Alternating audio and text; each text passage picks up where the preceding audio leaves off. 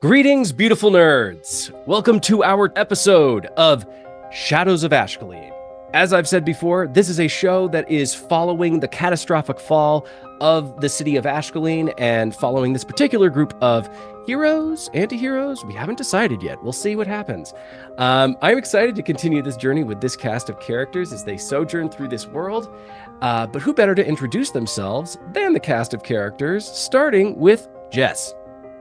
Hi, I'm Jessica. I go by I See Stars Online. This is like TikTok and Instagram, or D&Denial, where we play other games. And I am Elindra Shadowgast, the party's Hellfire elf. Daniel? Hi everybody, I'm Dan. You can find me as the Speed of Candy on all of the various internet places. Tonight I will be playing Nox Luminera, the Shadowkai Cleric Druid. I'm also on D&Denial. Come check us out. We do cool stuff. Rain. Hello. I am Virgo Rain on all the socials, the way Jess said, and that's for my cosplay and mermaiding adventures. Tonight, I will be playing for the first time ever, just kidding, Fig, who is a satyr, who is also a Sorlock, warlock and sorcerer. Without a voice. It's coming back. And of course, as always, I'm your friendly neighborhood dungeon master, Andy, aka Mr.DanDyDM, and I can be found on TikTok, Instagram, YouTube, all the socials. If you happen to come across this episode and you enjoy it, please consider also going back to the beginning to see how our intrepid heroes got to where they are. Also, consider watching some of the other shows that I DM for, like The Survivors of Ashcaleen and Our Flag Means Doom. We do, of course, appreciate all of you who have liked and subscribed thus far. If you haven't, and you like what you see, go ahead and hit that button down at the bottom. And now that we've got our introductions out of the way, let us dive into our episode of Shadows of Ashcaleen.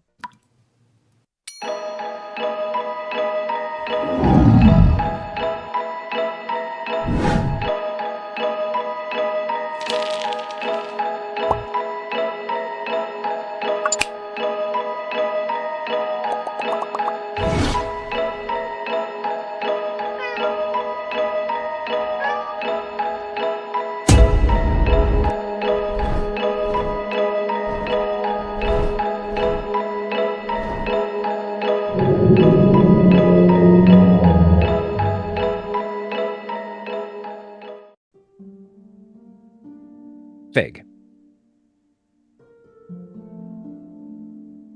You awaken the next morning after actually, for all of you, it was, despite the circumstances of having fought Boku purple worms and having to deal with all of the different moments of emotional damage that you sustained, either from Korrith Vol or the revelations of just all of these crazy seismic events sort of all coming together at once.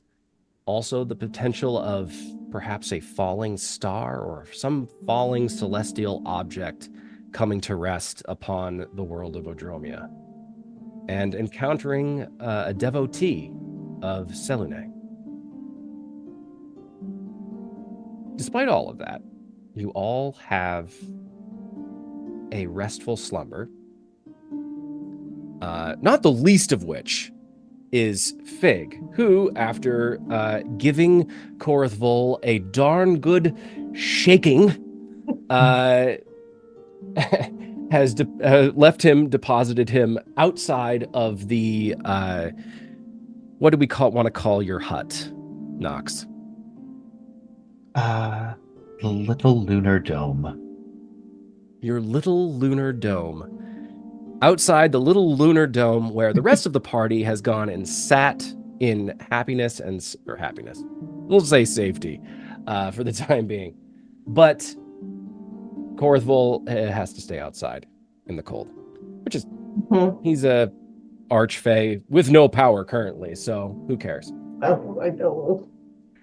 But you awaken the next morning and you your eyes open and you can just see the faintest glow of a rising sun, or a sun. But you're in sort of a valley in between two massive sand dunes. And so the sun's glow, it's sort of casting an almost purple or auburn shade into the interior of the lunar dome. And as your eyes open, you sort of take that in. It's very pretty. Almost takes your mind back to some colors that you witnessed in the Feywild, some of the lush foliage whenever you were there. And it is with that memory that you sort of just awaken. Actually, I need you to give me a perception check. Perception. All right. Perception. 13, 21. You look around. You see that Nox, Shatterkai, they don't sleep, right? They do the same thing as other elves. They just go into their trance. They're just,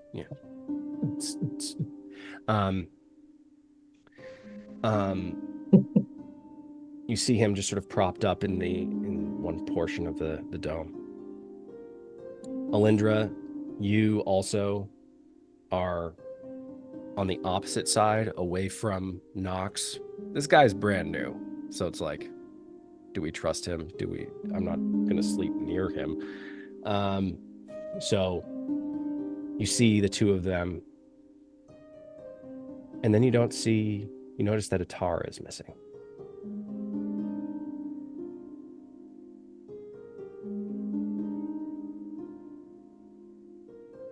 Both Elindra and I both noticed this. Or is it just me? Just you. All right. Well, so the first thing, is Elindra still asleep?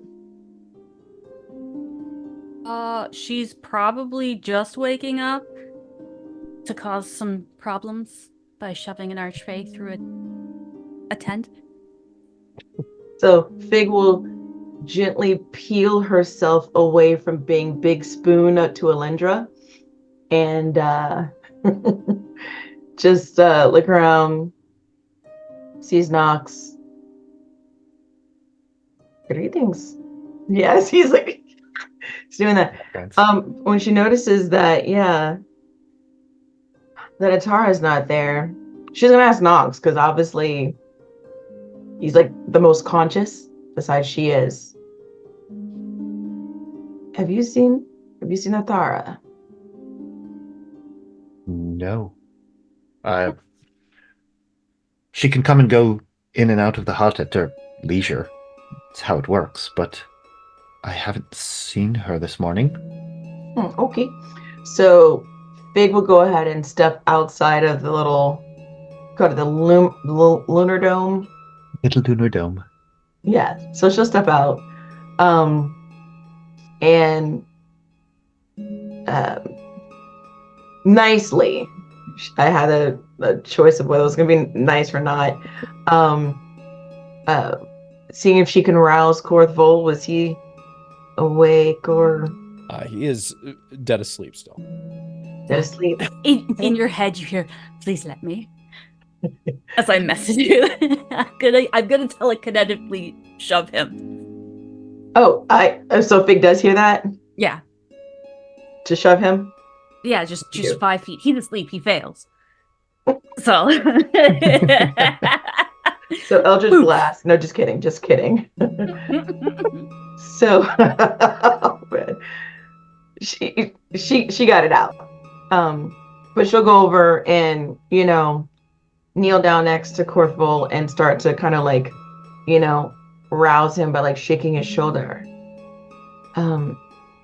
Korrith. Good morning. Sorry, my dear, but he sort of like grabs for his like hat and sort of fumbles with it. Yeah. Sleep well.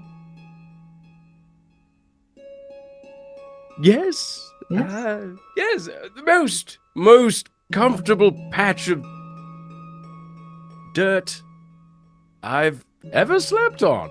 Oddly enough. You look well rested. A question for you. Our friend who's also here, Atarah.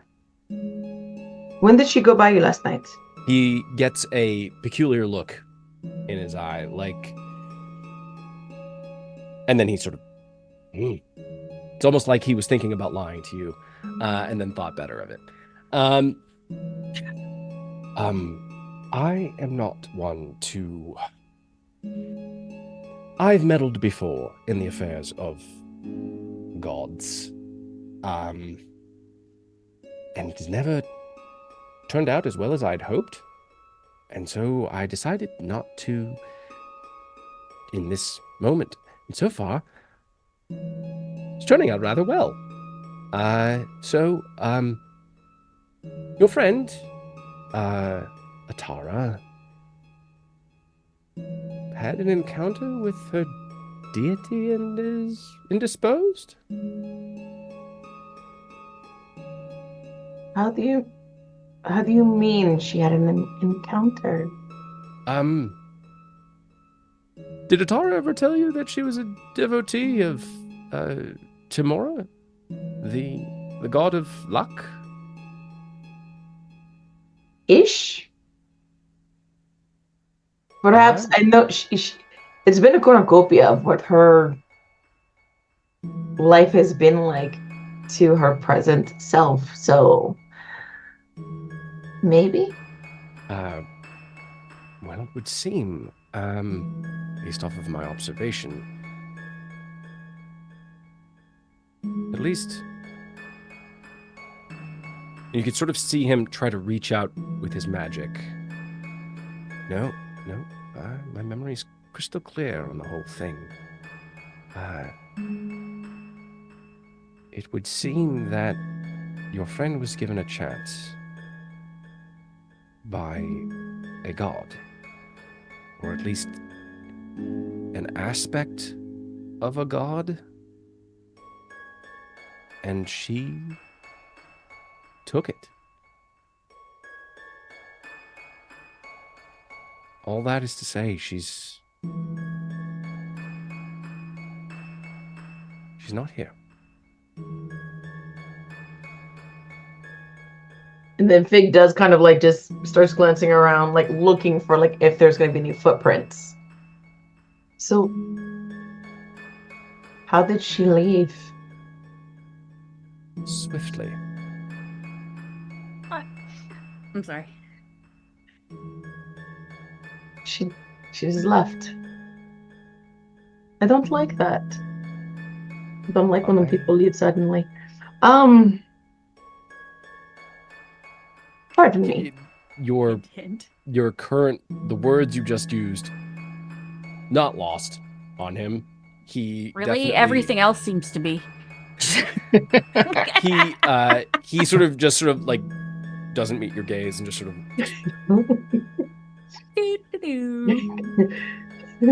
So she's, pardon me, and she goes back into the lunar dome and then starts to wake Elindra up. Just Elindra. I'm awake-ish. Good morning. Atarah's gone. Where did she go? I don't know. Korrith said something about her god came and she left swiftly. What do you mean her god came? The god of luck. I never worshipped the god of luck, so it's not lucky, I don't think, for her to leave us and not say goodbye. So what I don't know. She's not here. And I don't know what to do about that thought. I'm going to blame your Fae, and then I'm going to set him on fire. I feel like that's the right call in this situation. You're not fully against it. My non-committal response. Maybe later. I'm I all for don't- setting people. Oh, setting people on right. fire. There's someone morning. else here. Shit. Hi, Nox. Hello. Wait. Right, Nox. Nix. No, Where did you come from? I've been here the whole time. It's No. my dome you're in. Right. I'm all for setting people on fire, don't get me wrong, if necessary. This friend of yours, she's not prone to random bouts of disappearance, I take it? No, she's not allowed to go anywhere. She's supposed to be taking care of me and making sure that I am safe. Because she is my bodyguard. Should we feel like a connection to her in any fashion? I don't think I ever did I? I don't believe so.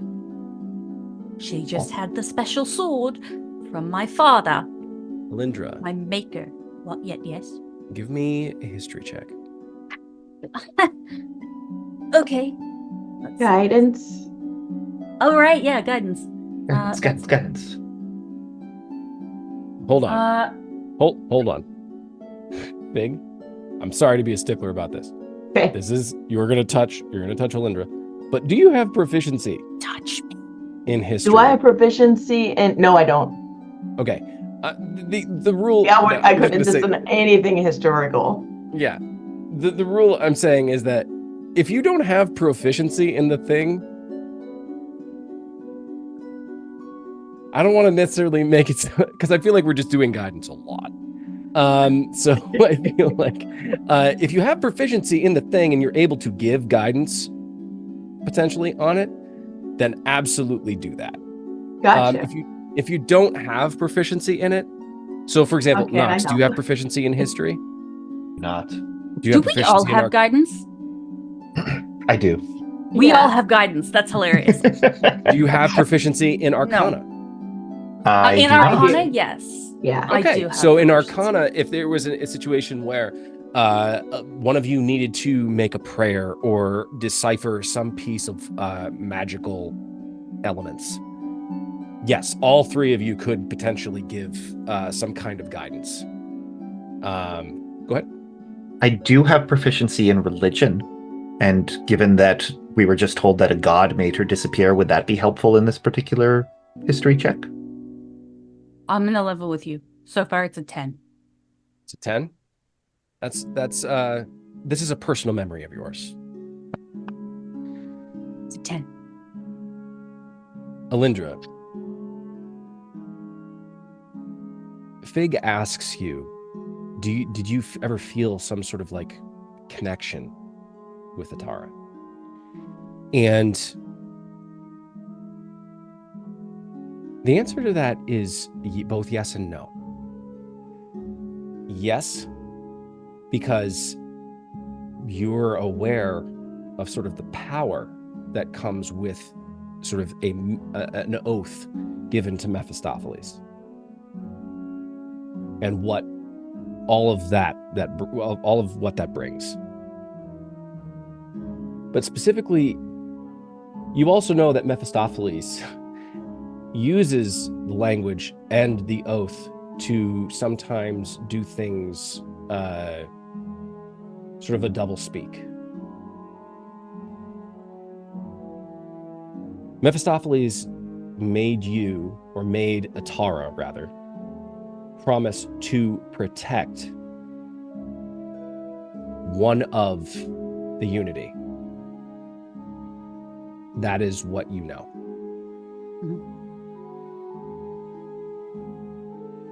That's all I will say about that. Outside, above table, you just know where the coin lands and who becomes the next owner of the coin. Yep.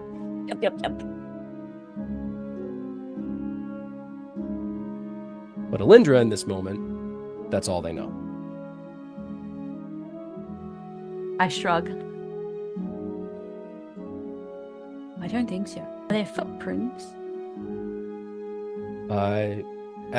Based off of the 21, Fig, there are footprints that head out about midway, almost up to the top of one of the dunes.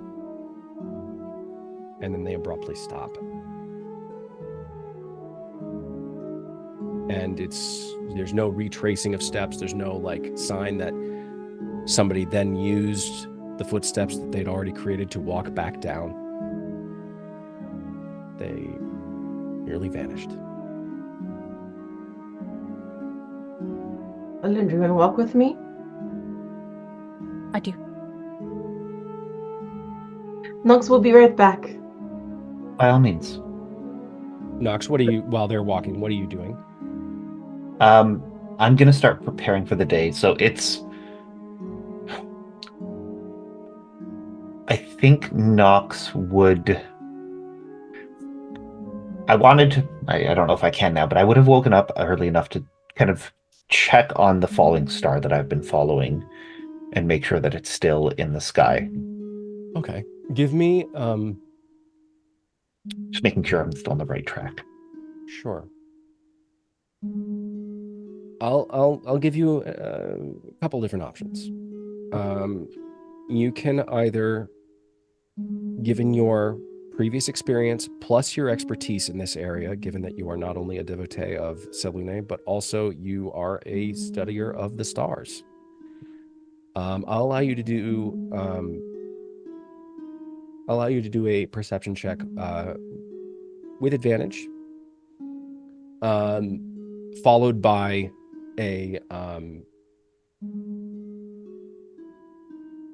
your choice of either a history or a religion check. And I will tell you the results once we are done with... The perception check is a nat 20 for a 29 total. Very nice. So, there's that. And then the religion check... The religion check is flat, or is that with advantage as well? It is flat. Okay. So that is a 12, 16. 16? All right. Yeah. Continuing with Fig and Elindra. I follow you. Yeah, we'll just follow the footsteps. Up to the top. I don't understand. They just stop. As has happened before. You know? Is this a thing? Not that I'm aware of. I don't understand either. I don't get it. I don't say this often. I don't know what to do. And then she looks down, like, towards where, Vol and the Nox, like, little area is. So, was she waiting for her god to come and scoop her up at any point? I thought she had more time with you. Just didn't want to pry. I didn't know she worshipped another god. I didn't really ask, did I? Well, in my opinion, that sounds like an adventure to go find her. Yes? I'd like to know where to start. I don't want to walk around the sand forever. There's Neither so do much I. of it. Yeah. And it gets everywhere. You're welcome. You're welcome. Star Wars reference. It was ruined the moment you said Star Wars reference. You're welcome. You're welcome. Thanks, I hate it. I did that specifically for Daniel. Appreciated. So can we, I don't know. Her god has like a temple or something. I mean, we could find someplace to, whatever we need once we get out of here and something. Gods aren't really my forte. Oh. I don't really know much about them other than they're gone. Or leaving. Well, And yes. we can find her somehow, eventually. I just wanted to ask you, outside of being near them. We can ask if she's been, like... Do we know which god took her?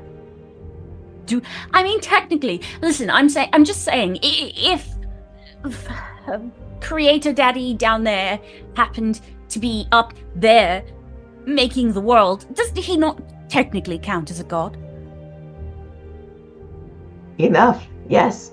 Say less. So she grabs your hand and we semi-trot back down to Korrith Bowl. Skid down. Yes. Korrith. Hi. Yes. Are you scared of everything? Presently? Let's see. Since I've arrived, I've been besotted by a variety of fauna, and every woman seems to want to shake me or hit me. So yes, currently I'm bloody terrified. I think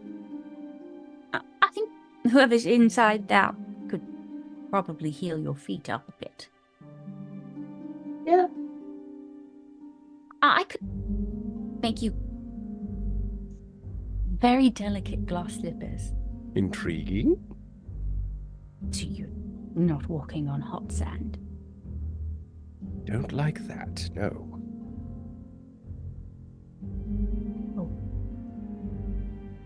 Would you happen to know which god took? I told her, apparently your friend, bodyguard, Atarah. Perhaps she at one time worshipped the goddess of luck, or chance, Tamora. You sure? How do you tell? All the gods have different signifiers. You know how there's always Bahamut, you know, how always, you know, he's taking the form of some ancient old person or something or other, when he's not being a large dragon. You know, there's also, you know, Pelamvor, Scale Daddy, or whatever his name is. Scale Daddy. All the gods have some sort of signifier. I mean, like, even... And he points at Elindra. You know, your creator, he sports a bident, doesn't he? So, for the dumb player, a what? A bident? Yeah, what's that? Like a trident, but with 2 instead of 3. Oh, okay. Oh, I didn't know okay, that. cool. It's a Also, short fork. discreetly Google. A Okay, Joe yeah. bident. It's like a weird fork. Got it. Yeah. Yes, but how does that transfer to him taking somebody? Your friend was taken and couldn't see everything, but she was given a new shape, and that shape was... Please, know that I'm not misleading you in this, but she was changed into a coin. And the only god I know of that does that is Tamora, the goddess of luck and of chance. And then she took that coin, and I've definitely, when I was in my full strength, used spells that sent people distances in space, but the gods are of an entirely different level than I in power, and the goddess cast her follower through a crack in time. I wasn't able to see past the barrier, but apparently this goddess saw fit to give her follower purpose in another part of time altogether. How is that possible when she's supposed to be doing something for my father? That is an excellent question. And normally, I I would have thought an gods answer. didn't have the ability to touch here right now. That's why I don't know if it was actually the goddess or just an aspect of her power. I would hazard that it was the latter. Fine. It's fine. It's not like we needed her. Oh. We did. And she just pulls like Elindra into like a little side hug. I am fully hugging you, but also like trying to look away. Like I don't need this affection. She squeezes harder. Man. I'm going to make some shoes out of glass, and I'm going to burn a lot of sand. So I'm gonna walk away. Okay. And then, like, as she gets like a safe distance apart, just erupt in this blue tower of flame. Oh. Korrith runs behind Fig and hides. Coward.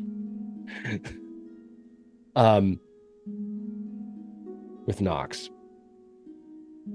During this entire exchange, your focus has been on the heavens. The morning sun is just beginning to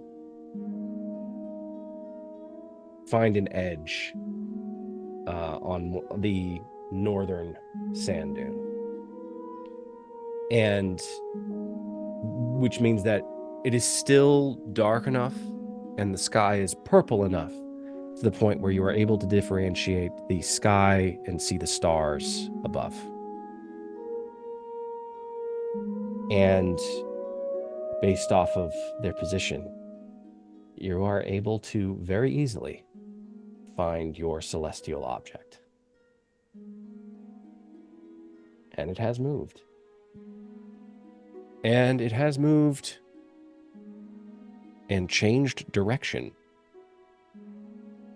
which is odd, because normally celestial objects don't do that unless something changes or something influences them. And you see that, and you, based off of, so you got a 16? Yes. So based off of the perception check of a 26? 29. 29. 20. 29 and a 16. Gross. You're able to not only spy it, but find out exactly the heading and trajectory of where it is. You don't know exactly where it's going to land, but you do know that based off of its speed, that it is going to be entering the upper atmosphere shortly, within the next day or so. And it is also probably going to be heading further into the desert of the Silent Mother. The opposite direction of Brekka. It is. So Brekka, we reference the map. That really awesome map. Isn't it great? So if we reference the map, so you are currently northeast of Brekka right now. You are in what is known as the Ashcaleen Dunes. So that is the northernmost portion of the Desert of the Silent Mother. Well, actually, technically, not the most. The most northern part is the Savage Steppes. But the Arshigat Dunes is just south east of Al-Akar, Yeok, Albazan, and Badeshi. But you are east of Brekka. And it looks like what the original trajectory of this object, it was going to be landing somewhere between Brekka and Mirlus. Mirlus is a desert city located near an oasis within the Desert of the Silent Mother. It is supposedly, and I'll say, Nox, you know this because you spent time not only in the Desert of the Silent Mother, but also within the Savage Steppes, so you know a lot about some of the comings and goings of a lot of the different peoples. But based off of this heading, the shift has now put it further east and is now pretty much put it dead deep within the Desert of the Silent Mother. East of Mirlus, somewhere between the Worm Spine and that train of thought makes you immediately think, could it be possible that it lands somewhere within the normal traveling patterns of Amon Keng? That's the Lion City? Mm-hmm. Correct. Yeah. All right. So that's where we're heading. That's where I'm heading. All right. I think with that, he'll gaze up at the star, the object, curiously, and say a little prayer to Selûne, just wondering why it has changed, what has affected its trajectory. And then he'll make a little notch in the hilt of his sword where he has his star map. And then tear down the walls of the hut, just like literally reach up and make them fall, and go to rejoin Fig and Elindra. Elindra's making And at that point, I see Elindra explode. Yeah, suddenly, what? We're giving her a wide berth. With a heat that dwarfs a small star, suddenly Elindra flames on in the middle of the desert and starts constructing and fashioning glass slippers for a After doing little stompy feet for a minute and having a little bit of a hissy fit by herself. Stomp. Imagine it like Hades from Hercules. You know, okay. 100% what I was imagining. Oh, okay. wearing his merchandise. And then she makes the slippers. And she's gonna rip out after they're done, she's gonna she's gonna cool them with prestidigitation and then rip out like her parts of her underskirt so she can make sure that he has somewhere to stand that's not gonna heat up. She's not a terrible person. You're literally okay. You're making red bottoms in the desert. That's hilarious. Yeah. Amazing. Okay. Give me, just for the hell of it, give me a performance check. I'll say, given that you are literally fashioning this out of using your own powers, do it with advantage. I was gonna say, can I assist? Because I got. I don't know if Elindra's gonna let anyone 19. assist. Oh, okay. I was gonna say I don't know if Elindra's letting anyone close enough to assist right now. No, she's smashing. So, Elindra, just like this is creativity fueled by rage right now. Rage at sort of either how, no matter how much knowledge you've accumulated, you literally don't know what to do. No, not a clue. You don't know. You are rudderless. You are captainless in this moment. In some ways, you've gotten what Elindra has always wanted, which is absolute freedom to do whatever she wanted. But now she literally just wishes she had someone tell her what to do. I can't even go home. Okay? I broke my grandmother and then I ran away.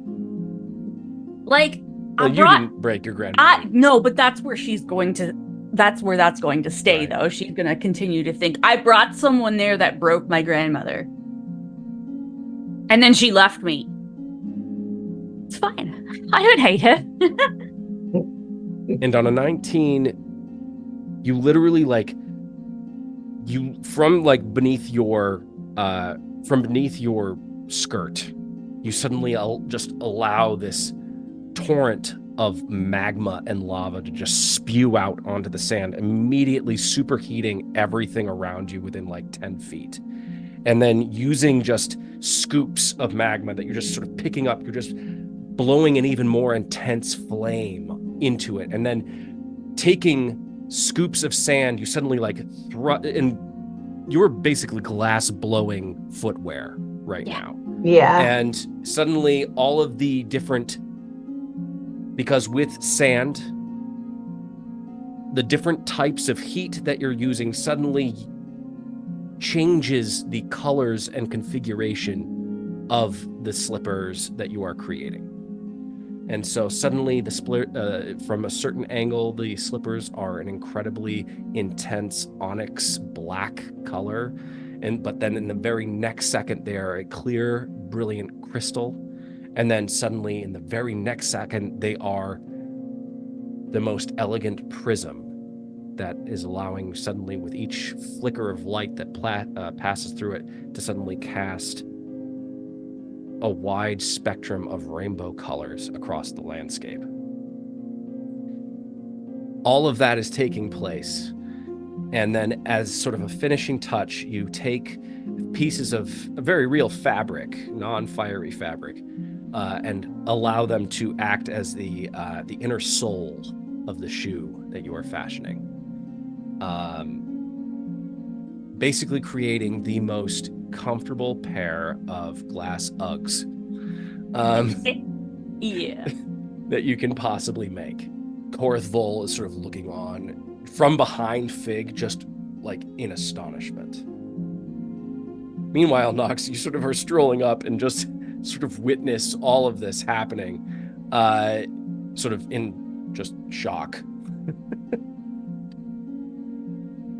Did you just explode and make shoes? I mean... Somebody put that in the quotes.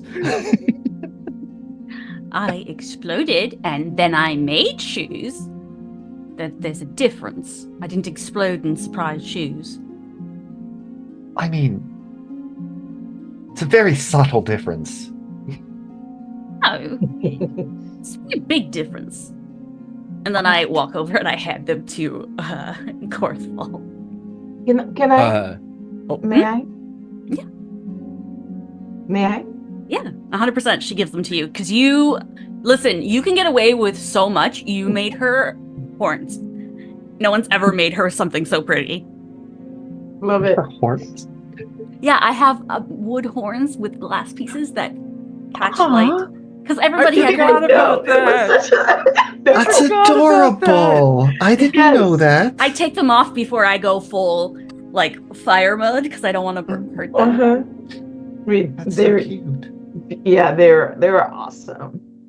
DM, can Fig use a little bit of her druid craft to create just like a monogram on the left and the right shoe, basically like a KV on there, and then take the tips of the Uggs and just make them so slightly pointed upwards? Can she do that?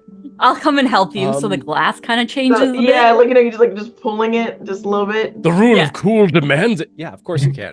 Yay. So she does that. Thank you, Elindra. These are amazing. If I had feet. So then she turns to Vol. Excuse me, voice. She turns to Vol, and these are beautiful. And if you'd allow me for us to make amends, can I help you don your shoes? I do worship you after all. I just had a moment the other night. May I? He is the picture of terrified right now. These massive mood swings and sort of mini like moments of worshipfulness, then coupled with really throw him for a loop. And given his current extremely helpless state, he just looks at you very timidly. You are taller than him. And he just sits down on the ground and just holds up one foot. Yep. And Fig like shows. a toddler. Yes. He's so sad. Yes. Well- He's been through a lot, it seems. While you're doing that, I'm gonna braid his hair back because he probably is a disaster. It's very. He matters to Fig, so he matters to Elindra. Yay. Oh my god. Fig, if I may, before you put those on, Yes. it looks like he might have been Korrith. It looks like you might have been walking in the desert for a while without anything covering your feet. I might be able to help a little with that. Can I just do like a medicine check to try and like maybe use shape water to like balm some of his burns on his feet? Oh. I feel bad for this guy. I don't know who he is. When did this episode become suddenly a spa day for Korrith Vol? It's not a spa day. It's freaking just making him healthy Elindra's enough to pampering walk. his hair. She's braiding everything, making it Yeah. all nice. And somebody's like Give him a putting nice little, He's covered in sand.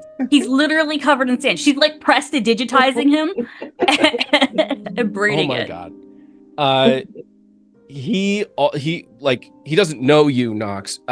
He knows these two, and these two he's formed opinions about. He doesn't really know. And the problem is his opinions are always changing in very drastic and extreme ways. He's Fae.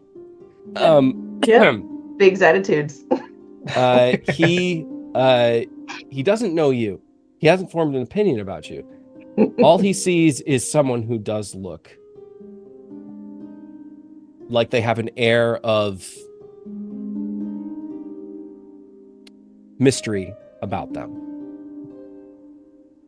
and like hidden knowledge. And so he sort of in his seated position with Elindra braiding his hair and Fig very like delicately about to put on shoes. He looks at you and just nods very timidly at your offer.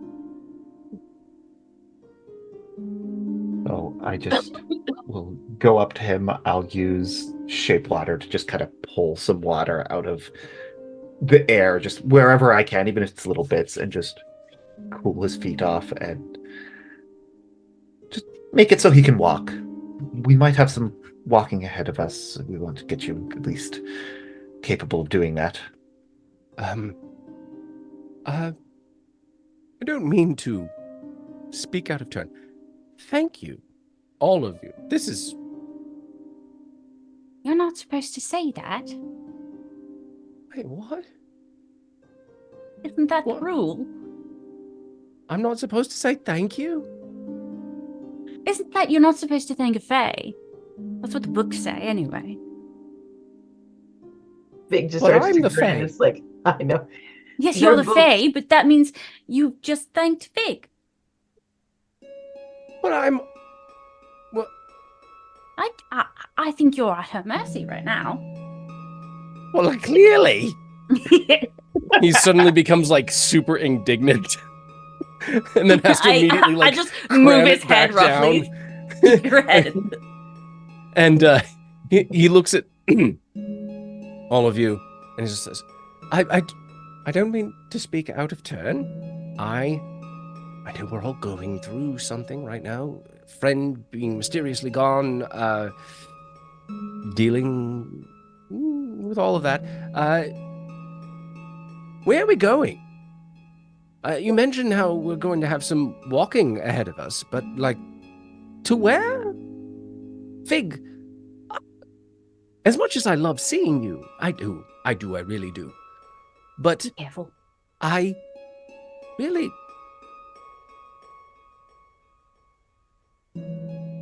I'm at the mercy of... I'm at the mercy of the world right now.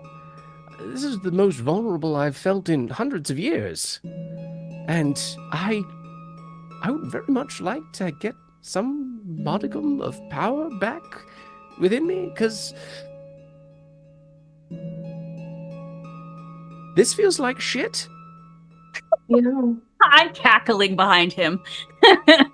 Big is completely like enthralled with what he's saying. She's like, absolutely. She's in her faith feelings with Korrith. I will posit this to Fig, just sort of as a general reminder. Where did Korrith Vol, based off of what you found out last session, where did he get his powers? Didn't he steal them? You. He did, didn't he? From his followers. All of the other people that he had in his employ within the circus of the Twilight Serenade. Yeah. That's where he got his powers from, because his powers were stripped by the Council of Nine, originally the Council of 10. Ooh, right, yep. Pyramid scheme. Well, then shouldn't you be staying with us? It's a pyramid. He's at the top, or he's trying He's to at the be. top. Yeah, it's totally a pyramid scheme. Hey, I'm an Archfey, and if you sign up for my catalog to also be an Archfey, then you can Please be an give me part- Archfey, and then you can get some other people to also buy in, and then we can all be Archfeys together. And By while now, we're doing get it, Eldritch Blast. wouldn't it be fun to also work in a circus and just go across the multiverse and, traipse around other dimensions and planes and... Yep. That sounds I've always great. wanted to travel. Big 100%. subscribe. Premium. She totally did. You did. Oh, honey. It's okay. That's okay. Totally not a cult, though. It's not a cult. Oh, cool. So, I mean, listen, don't we have enough power as it is? Think about it. Literally made of hellfire. we do. I've We got- do. And you're the strongest Thorn I've ever met. Thank you. I've What did got you say? Thank you. So, while we're in the middle of this, sort of self-congratulatory business, again, I ask, where are we going?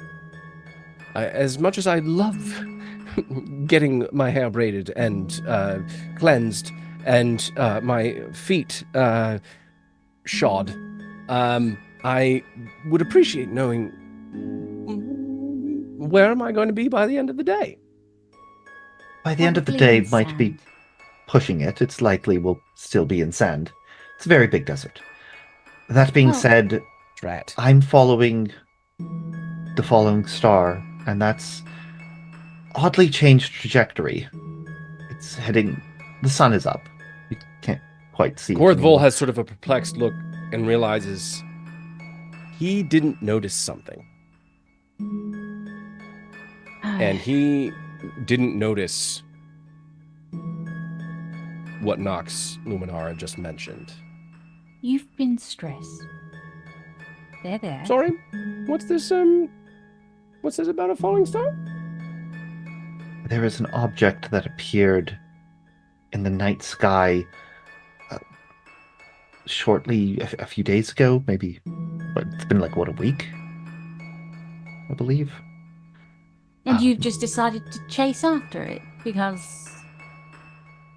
goddess For literally funsies? appeared to me in a vision and asked me to. That doesn't make sense.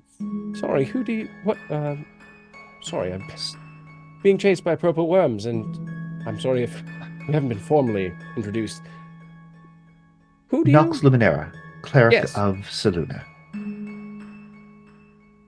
She appeared to me in a vision and asked me to... Well, she said that I would find my purpose when where the falling star ended. Think we drank her wine. Did you? Yes, Brandy. we had a whole casket. Brandy, whatever. Alcohol's alcohol. Oh. That's how much she drinks. Did you steal it? Oh, It was I bad. found it in a basement. And then we gave it to someone that worshipped her. So it's really your fault that you didn't meet us earlier. You could have had brandy. It was a shame. Still, yes. Falling star. God asked me to follow it. It changed direction this morning. It's now going to enter the atmosphere somewhere east of here. Ish. Fortunately, there is a city there if you're all looking for one. It might have answers as to how you can... I'm sure there may be temples to Tamora. You could inquire as to what happened to your missing friend. There are other clerics and authority figures, wizards and the like, who might be able to contact you. You mentioned that you were friends with devils. Did I say friends? Well, you mentioned that you knew some. You did try to contact one last night. Two. Wasn't it that? Pay attention. Well, I'm a bit occupied. My advice is we head there. At the end of the day, getting out of the desert is probably priority, and I'll be heading in that direction regardless. If you'd like to accompany me, you're more than welcome to. If not, I fully understand. I'm going to cast Good Berry and have a bunch of little berries appear in my hand. Either way, I suggest taking some of these. That way you at least have some food to keep you going wherever you end up. Don't eat it now. You get 1 hit point. That's breakfast. You get 1 hit point. You get 1 hit point. They keep you full all day. They do keep you full all day. So Good Berry will keep you full all day, and they also give you 1 hit point if you eat them, or if somebody makes you eat them. It's like lambus bread or something. Yeah. Yeah. Do you know There's 10 of them, so there's we can 3 each, and I'll take. Circles?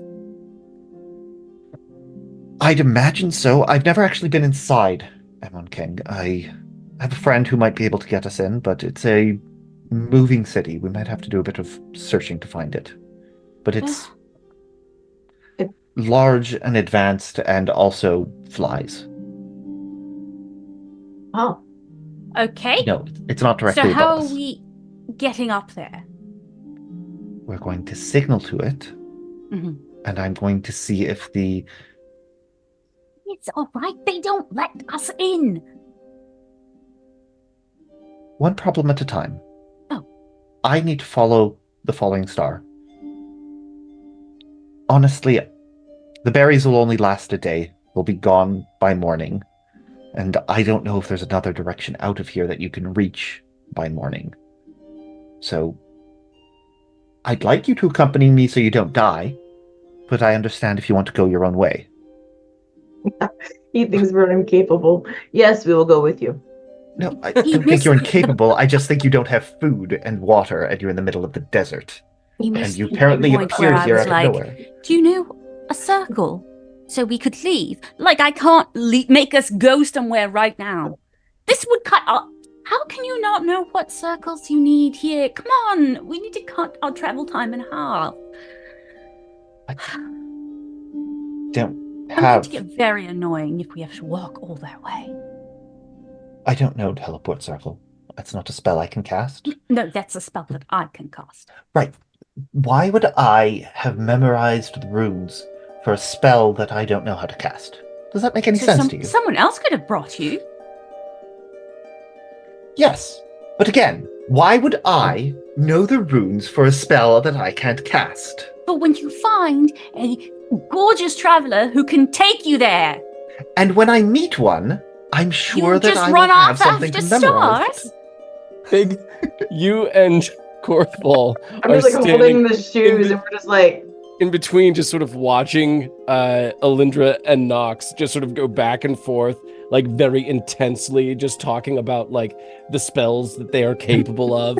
It's not really. It's like it's a spell it measuring starts off as very much sort of like humble Oh, I bragging, lose. but then just becomes more bragging. It totally with is. Elindra just being like, well, I know teleport circle, and Nox is just like, well, good for you, and and how much it really doesn't in this particular moment help. I can But- cast more than 2 spells at a time. You know what? I can cast 3. Thank you. And then I can take a little rest and get it back. Well, Yes. give me. This goes on for We're walking. well, at this point, no. At this point, you all are just like, Korrith is sort of sitting on the ground, sort of like still waiting for the shoes to be shoes. put on his Yes. feet. Aw. And finally, it's just like the shoes are placed, and he's like, okay, so we're going to find a floating city that's never in the same place and is constantly moving across an open desert. Yes. A desert that is known by all to be very harrowing and has claimed countless lives. You'll be fine. That's the plan. It's a good thing you're powerless.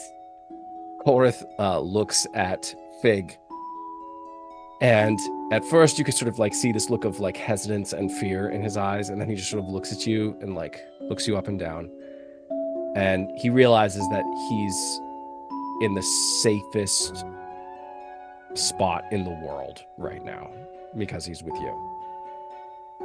And it's like, okay, well, tally-ho then. And he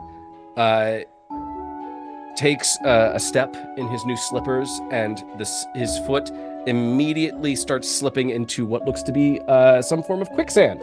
And he goes right down all the way to his waist, and is just like, I don't understand where that came from. I'm so sorry.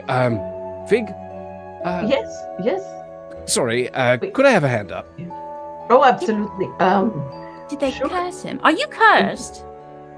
I don't know. Seems like it. He is. Yes. You found a purple worm. You found not only a purple worm, but all of its children at once. Mm-hmm. Yeah, and so Fig is going to like get behind him and try to like grab him by like under his arms and like pull back. If that works. You pull him out of this sort of this like small bed of quicksand, and he just like dusts himself off. I press to digitize him. I'll just follow you then. We'll be okay. And with that, he waits for Fig to take the first step. And she just takes Korrith's hand. Goes, we got this. We got this. We have Should this. we put him on a leash? And then she looks over at Nox and goes, by your leave. Follow me. Nox will lead them off into the desert. Nox, remind me, all of your star charts and everything are wrapped up within your sword, correct? Yes. Yeah, they're like almost carved and pinpricked onto the hilt of the sword that I carry. It's a broken sword. It's like kind of Yeah, it's sort of like a half blade almost. yeah. It's You're also his carrying spell a focus. useless sword. It's not Well, useless. no. You're just It's just shit causing talking right now. problems. It's broken. What do you mean it's not useless? I Thorn Whip out of the sword, and a vine grows out that's 15 foot long and just and then retracts. It's magic, Ew. obviously. I just roll my eyes. I just roll. Ew. That is a very nice weapon. Thank you. It's kind of you to say. It was nice broken. craftsmanship. And full of dots. This is all happening while you guys are making your Yeah. way across the Yeah. sand dunes. You hear Korrith Vol next to you just being like, I used to be able to do that. I can't do it now. Oh, baby! He just kicks the sand. It's like, meh. And nearly topples wait. over. Korrith, could you try and cast something?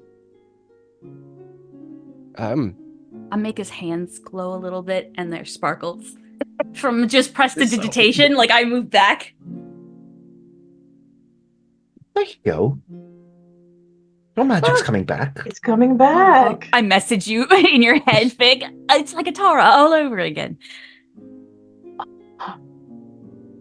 And Fig actually was really about to like do the minor illusion. Do it. So that way it does just kind of like emanate like a shiny kind of like sparkling aura, like a glow of him around. Like It's not all gone yet. Yes. This has the effect of giving Korrith Vol suddenly in a massive boost of self-esteem. And he's and there's like a single tear. And he just like this is the exact kind of pick-me-up I needed this morning. There's my patron. He sort of like takes this is going to be the best moment of his day, no matter what happens. You continue. You have adjusted your travel heading, where originally the plan was to, I believe, make for Brecca. Yeah. You are now headed further east into the desert of the Silent Mother. Nox, your life was saved by one of the Leonin people back when you were first exploring more of the Savage Steppes, and you had first started to make your way into the desert of the Silent Mother, sort of on one of your many just sort of exploratory expeditions, sort of mapping the area around you. Not just for you, but for also the people that you were with. In that moment, you were able to glean a lot of surface level information. The person who saved you realized that they were speaking with a man of knowledge and of a historian of sorts, and told you where they came from, and told you the desert, the name of the desert that you were exploring, which was the desert of the Silent Mother. You realize, in terms of your own knowledge and what they tell you, the traveling city of Amon Keng is the home of the Leonin people, which is a matriarchal society. The men are the warriors of the city.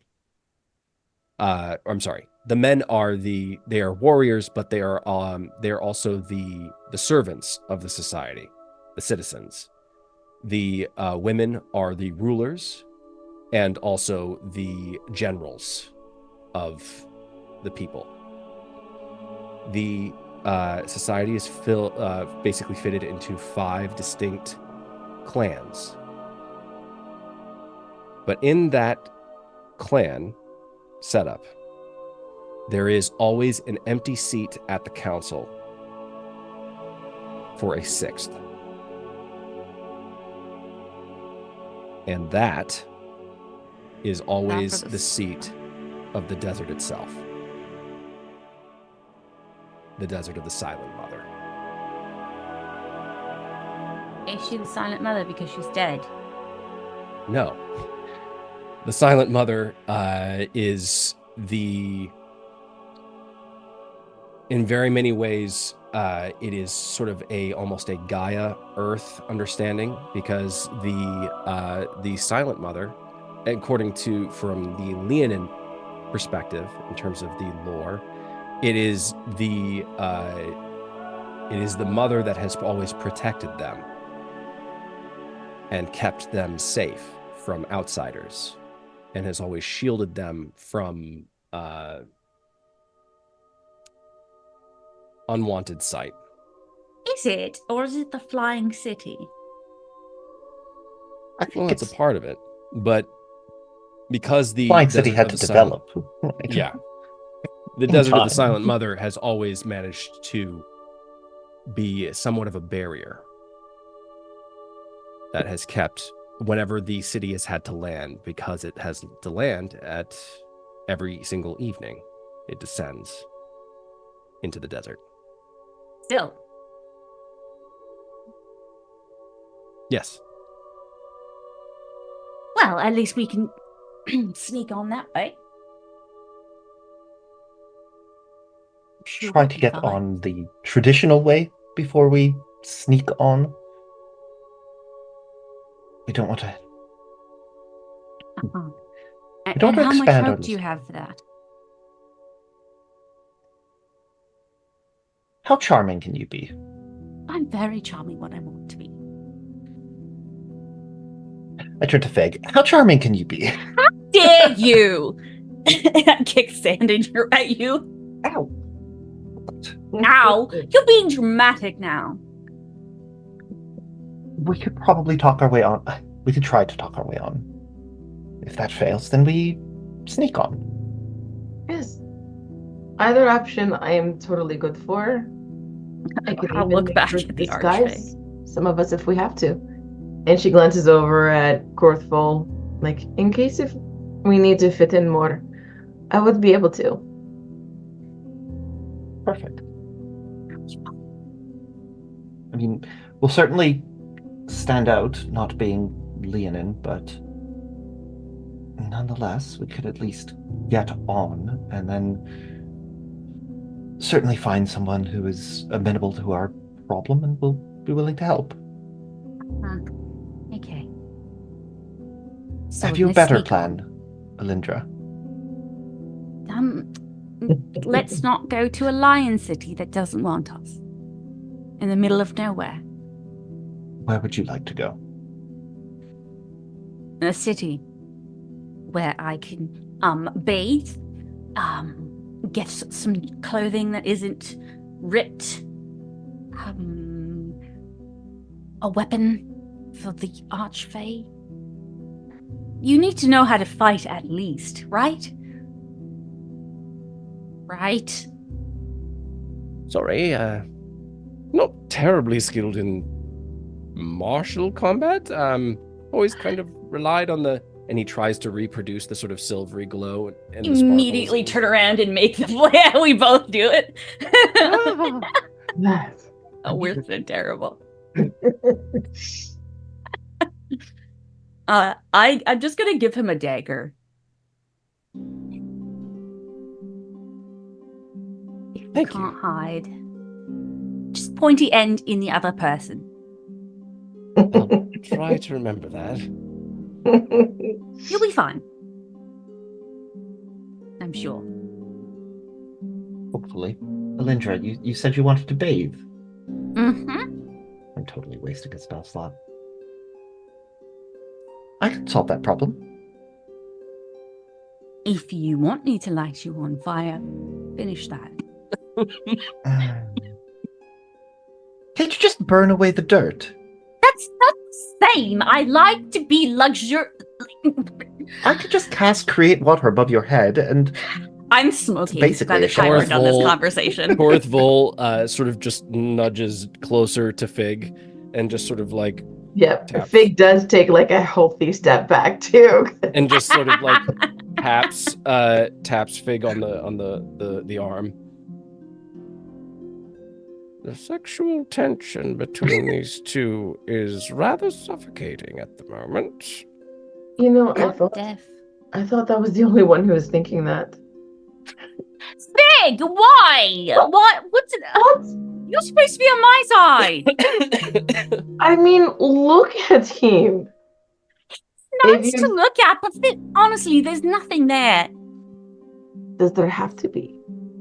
I mean, not for sex, but he seems like the missionary man over here. Boring. It seems like I'm you good two at that match one, each but other's not the only energies.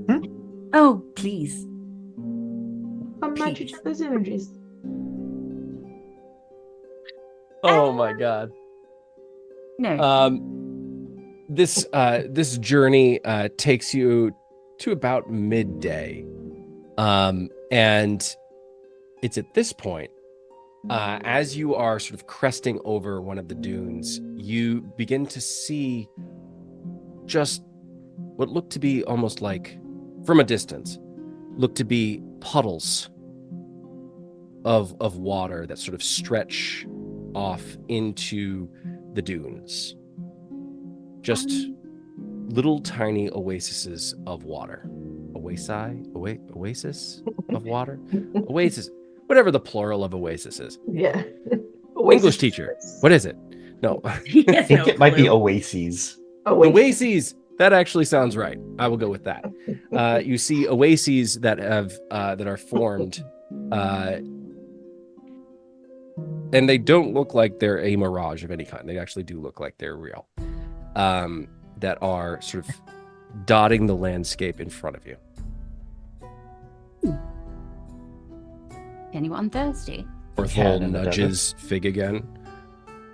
Definitely Elindra. I will drown you, all right? He's whispering.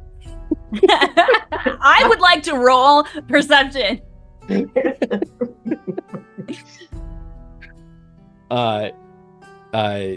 What do you all choose to do?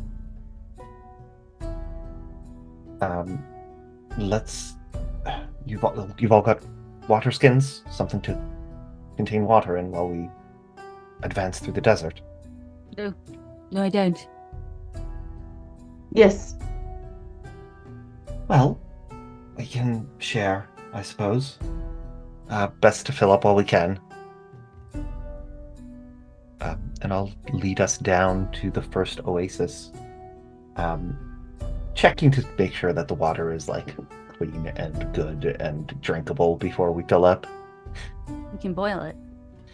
We can't boil it. But how will we create fire? But If only we knew someone. it's me, guys. It's me.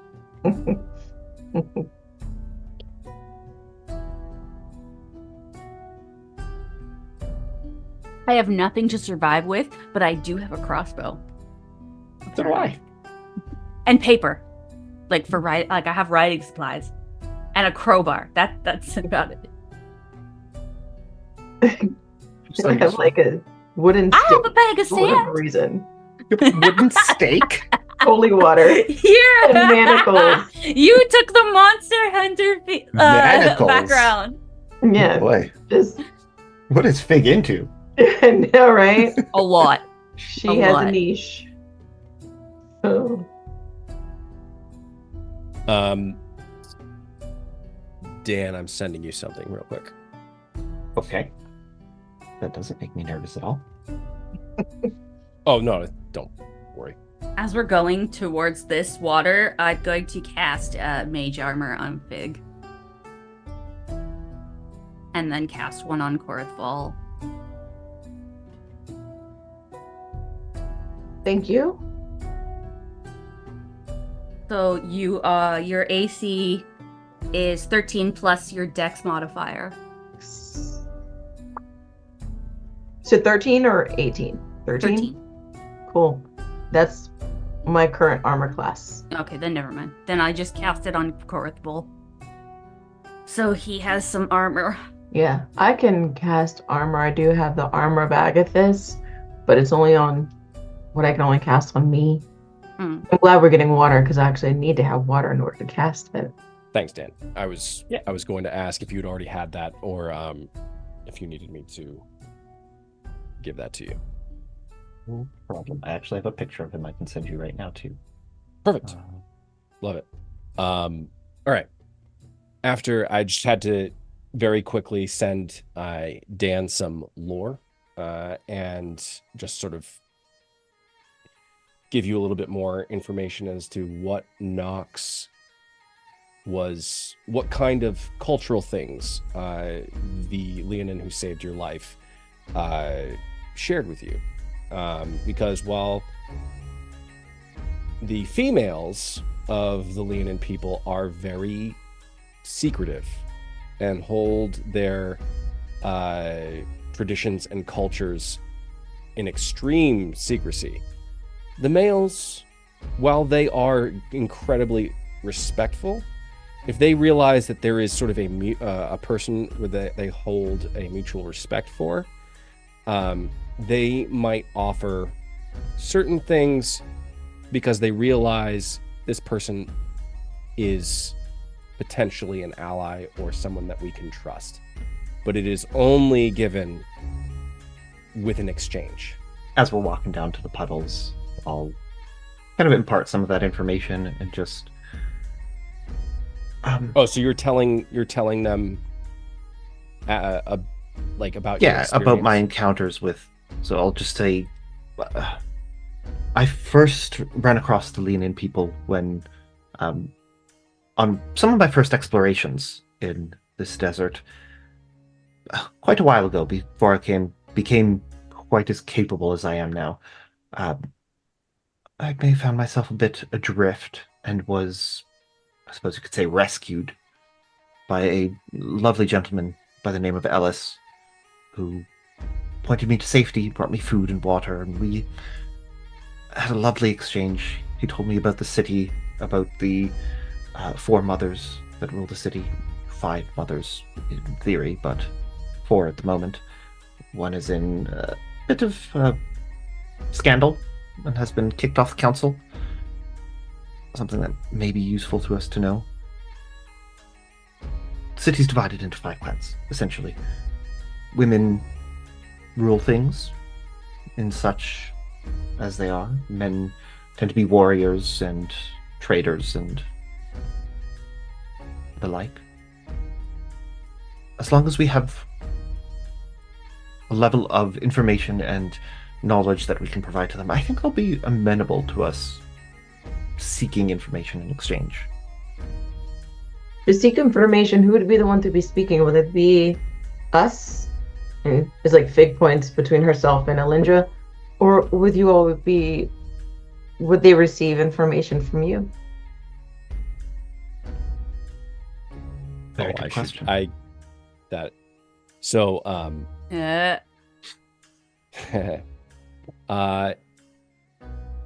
is a very good question, and that is a key thing. A person who is male presenting in front of the Council of the Mothers is not allowed to speak. Mm-hmm. Wonderful. Someone who is femme or female presenting is given precedent, and is it doesn't mean that you are silent. It means that you would have to have a conversation with a female companion or a female party member, and then they would speak for you. Mm-hmm. So they're like, I speak to them. You can speak to pretty much any of the males, no problem. Yeah. But none of them are on the council, or one of the 5 mothers. So with that nugget of information, you said your options are made Chaos simple. 1 and Chaos 2. We talked so good to that other council. You and I, like, no problems are gonna happen. I don't know that. Well, I would be able to beseech information from the men of the society, but I doubt that I would be permitted to speak to the council, assuming we have need of a meeting with them. My words would have to be filtered through one of the pair of you. They tend to be a bit um, rigid in their views on gender equality. Oh no. And That's My so heart bleeds horrible. for you.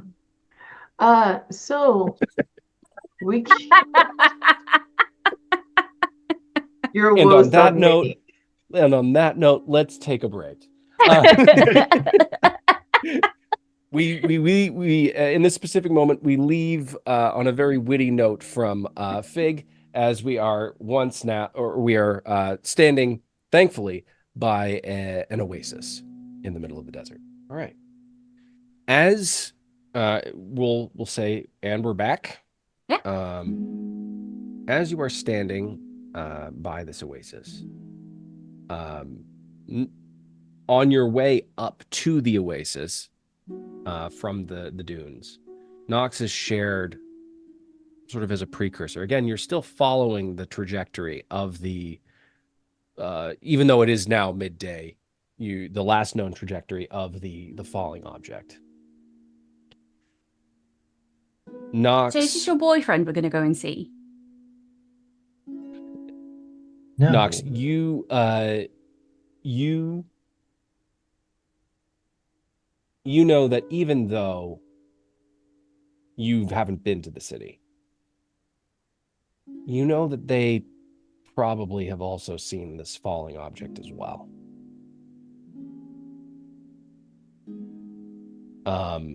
In fact, they probably have a better vantage point of it than you do. But you sort of take this opportunity to share with them some of the ins and outs of the of what you know, what was shared with you by sorry, the name that you gave, Ellis Agar, the Leonin warrior that saved your life. And you're able to sort of paint what you know to be an incomplete picture of Leonin society. Cover some of the basics. They live and reside in a floating city that is, in many ways, technologically and societally superior to many of the cities that are making up Suristir to this day. They are incredibly reclusive. They will, if they feel like you are not somebody who could be trusted, having seen the city of Amon Keng, they will immediately put you down. If there is not an equitable exchange of information and they get the sense that you are not a true ally. Ally to what? To the city of Amon Keng. Why would I be? I'm not a tiger. Then Lion. Leonin. You are immediately either left in the desert to die, or you are also then put down. In fact, if you are a male in the city of Amon Keng, you find it increasingly difficult to maintain your existence in the world of the living. Not because women are hard or harsh on the men. Women are better. We know.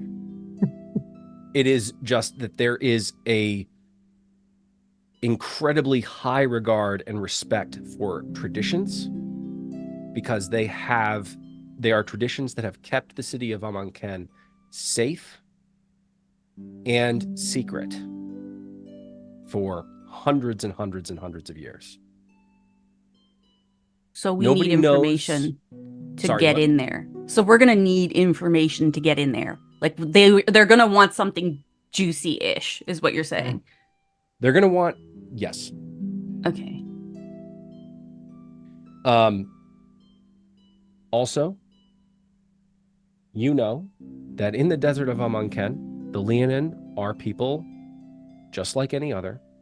They need water, which means that they have to put down at places where they're able to collect from the surrounding area the things that they need to survive, or they put down near a city and then send caravans with a singular male, never female representative, a male representative to the city's rulers or to a merchant clan or family around or in that city. Is that because they know that other people are more likely to trade with males, or is that like a safety thing as like they're worth more, so don't send them out just in case he's... It's both. Okay. They will never risk a potential mother of the city being captured or used in any way. It is always, and the males don't feel a certain type of way about that, like they're being mistreated. In fact, the males of the city revere, worship, and respect the mothers. And Do you think we could that stay is, there? and that is, they consider it a duty and an honor to defend the city of Amon Keng. And they are also one of this continent's greatest hunters because of their respect for the sixth mother, the silent The one. desert. Oh, that's I want to stay here. Can Yes. this be where we live from now on? Yeah. Elindra probably wouldn't mind it, given the temperature. Fig, we were wandering in worlds of extremes with Fig right now. We've gone from the incredibly harsh, unsafe cold to the incredibly unforgiving, hot, and miserable Arid. sandy desert. It is very not Fey of either of these places. Not hospitable to a satyr one bit. But whatever. She's in the company of her patron right now. It'll all be fine. I know, I feel like walking around on like ice with hooves and then walking through sand dunes with hooves. There's a lot left to be desired. We could make you sort of like, I don't know, maybe sand shoes. You know, like snowshoes. Which just give you something. Not a bad idea. Yeah. Just to give you traction. Well, what about better traction. skis? Would skis work? What are skis? You put them on your feet and then you slide down a mountain I don't have feet.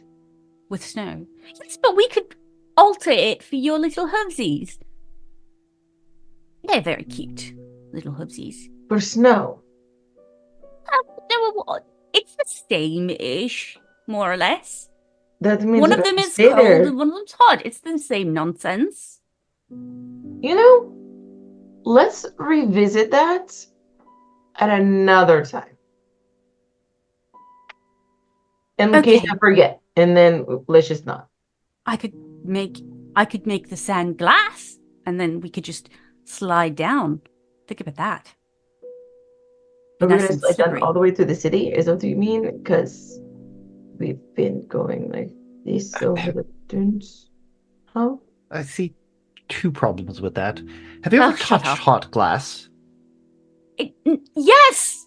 You just saw me make shoes! Yeah. I don't feel heat! I'm That made makes of one of fire! us. You'll have to explain to me how that works sometimes, because it's very strange. He just I'm leans a against fiend. Korrith Bowl and just like, You're a fiend. Yes. I'm from the hells. For the love of God. Oh, which he does. You I do love God. You do love a God. She's Question. How does the city fly? magic Cats fly on it. every day. technology. That's the sort of secret that I highly doubt they're going to be willing to give us. Are there runes? Have you seen the city with your eyes? Again, not as such. Did we ever talk about like once we if we see it, when we see it, how do we get it? Did we discuss that? You said that you needed information. I have information. What information? Ashcaleen is no more. And it is no more because 2 devils fought and destroyed the city. And yes. Are you one of them? No, I just called one of them.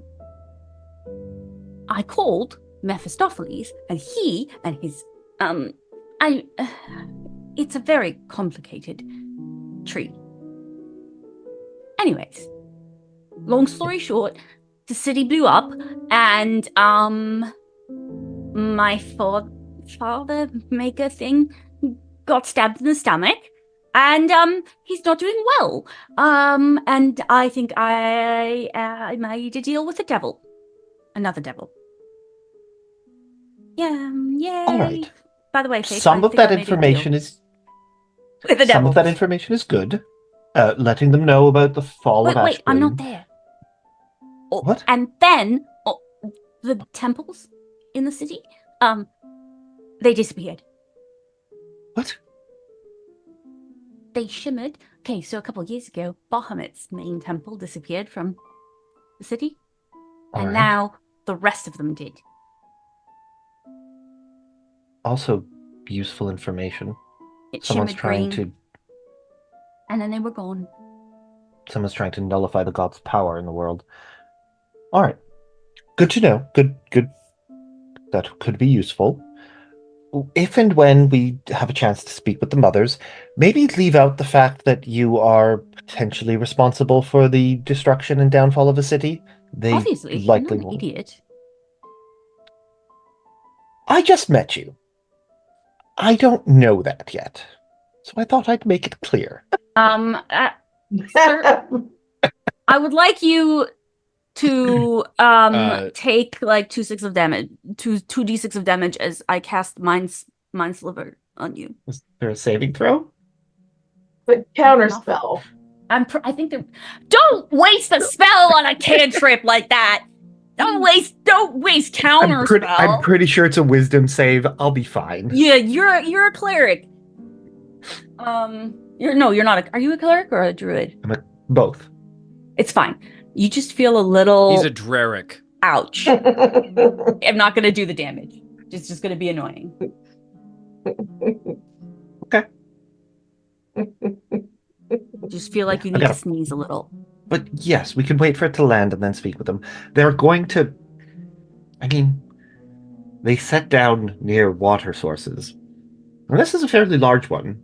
We could wait It's puddles. and see if they come to us, but I think continuing to move is probably the best bet. We don't know if or when they'll come by here. I mean, should we stay around a water source for the night? Perhaps. How far do these oases go? So the largest one, the one that you're around, it's about 100 feet across. So it's decent size. The next one looks about to be like half a mile away. Oh, these are a lot bigger. Okay, cool. I thought they were small. No, there's a very large sort of lush ground that sort of borders the edges of these. So it's like you enter in sort of like this tall grass, and there are some trees that provide a little bit of shade. So there is like almost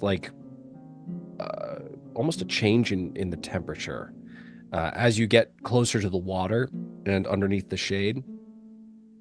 The sort of the natural lushness of the environment sort of like cools the area or the air around you almost.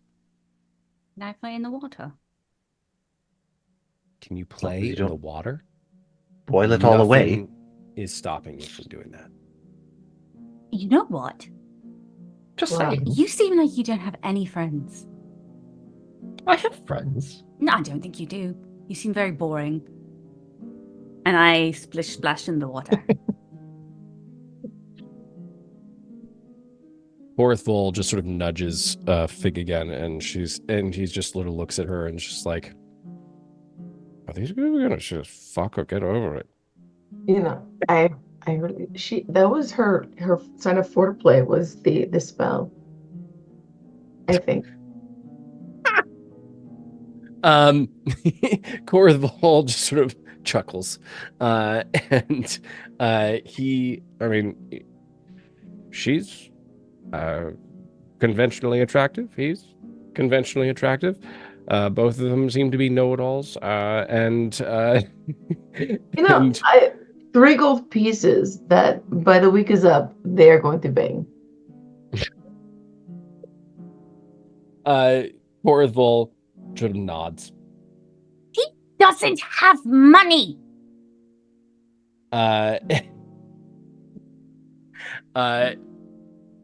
He'll take some of yours.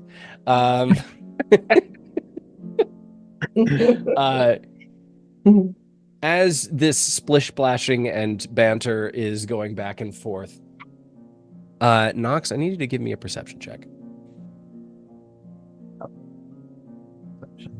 +9. Oh.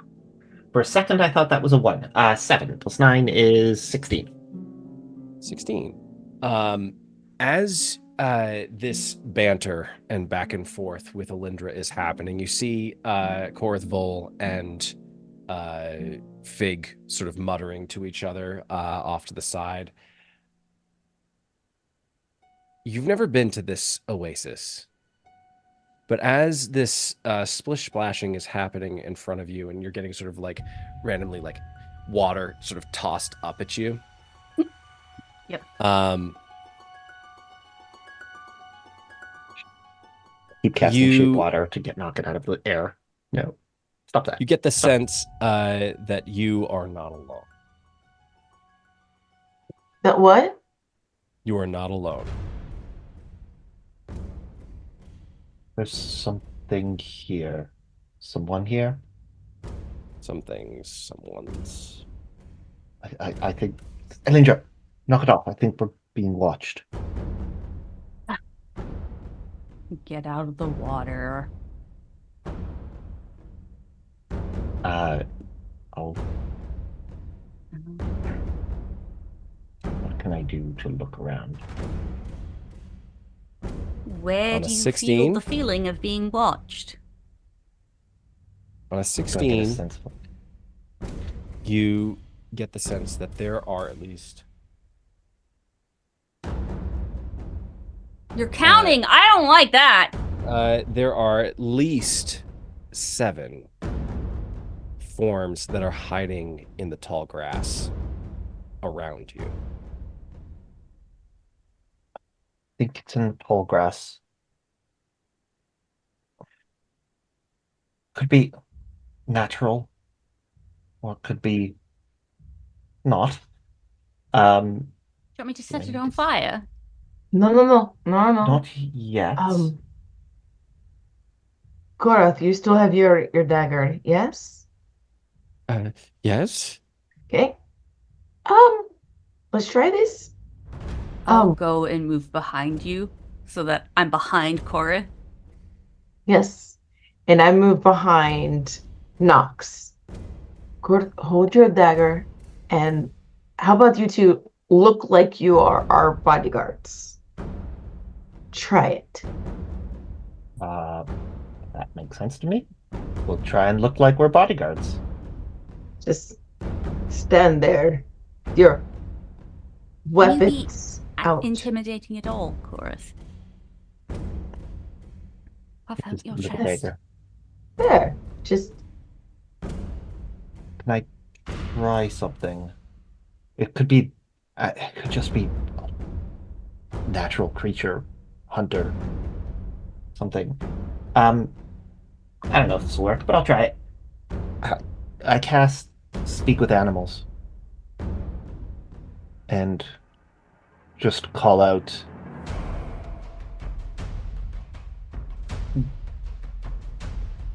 Whoever's there, you'll find we're not as easy prey as you might find elsewhere in the desert.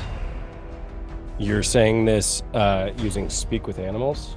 Rah, rah, rah, rah. Meow, rah, rah, right? Yeah, well, here's the thing. That's what I'm trying to like see. Cheap, It says, cheap. He's like all the animals. I gain the ability to comprehend and verbally communicate with beasts for the duration. The knowledge and awareness of many beasts is limited by other intelligence that can give information. That's what I'm wondering is it still in common? Meaning, like, would a person understand this? Or is it just animal talk that I'm talking? You're... Barking Ooh. now. That is breaking me right now. Because the spell doesn't clarify either way, it just says animals can understand me. I mean, I feel like it's almost kind of a little bit like telepathy. Yeah. Okay. It's not necessarily a vocal thing. Like, nobody's like listening to you suddenly roar. Yeah. Why do you gotta like just crush my dreams?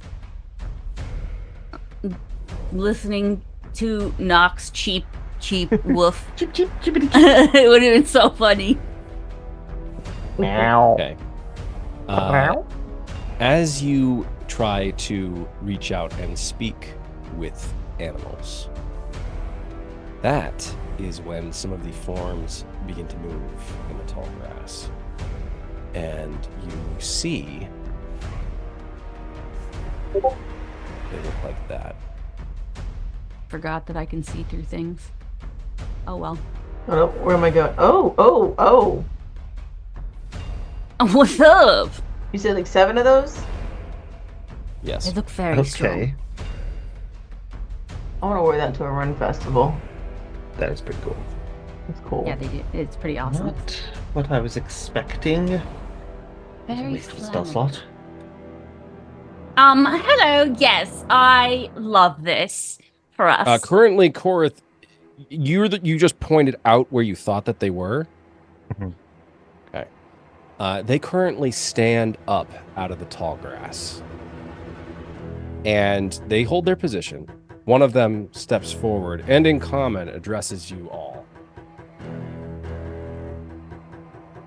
This is our watering hole. What are you doing here? Staying in the water. Again, this is our watering hole. Our oasis. What are you lot doing here? If we answer that question, will you answer one for us? Depends on how you answer my question. So is that a yes? Try me.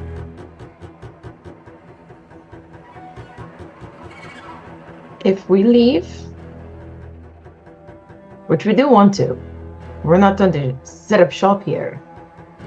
We're travelers. Going to some other place. But if we told you where we were going, would you know how to help us and not harm us?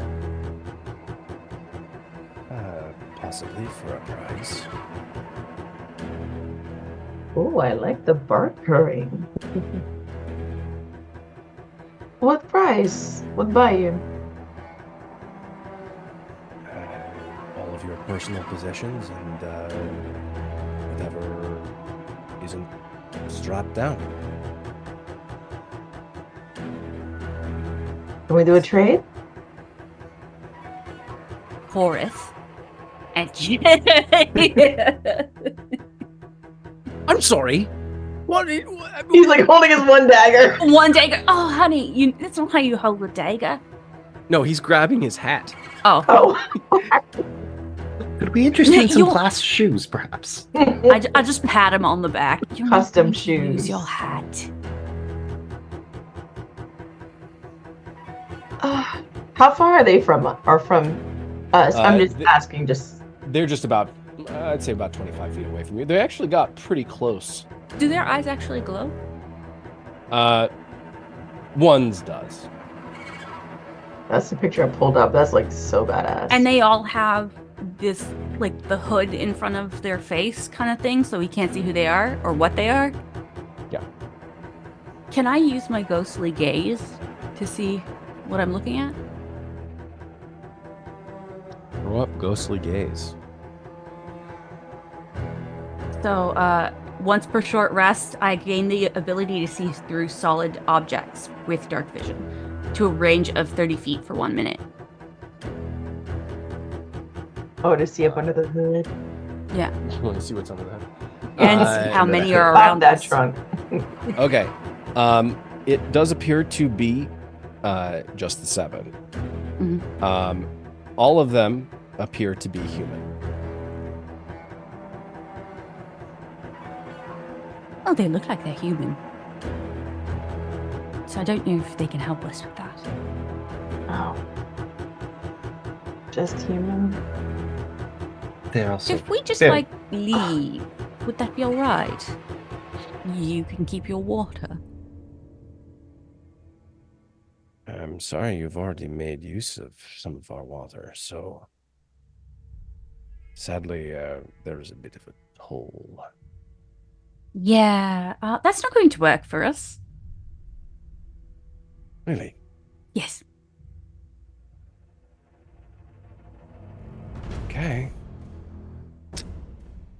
And I need you all to roll initiative.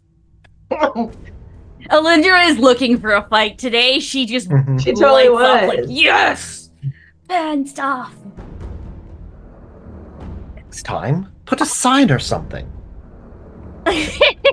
They don't put a sign for the exact reason. They totally did not want to do this. She rolled a 5. Dirty 20. I rolled a That's 9. 9. Oh, we're fighting. All right. Korrith Vol immediately goes invisible. Can he magic?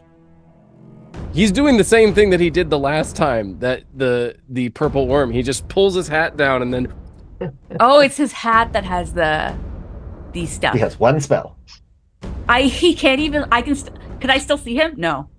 Yes, no. I don't know. Solid, no, he's magicked. yeah. No. Honestly? Just grow up, pair. To Korrith.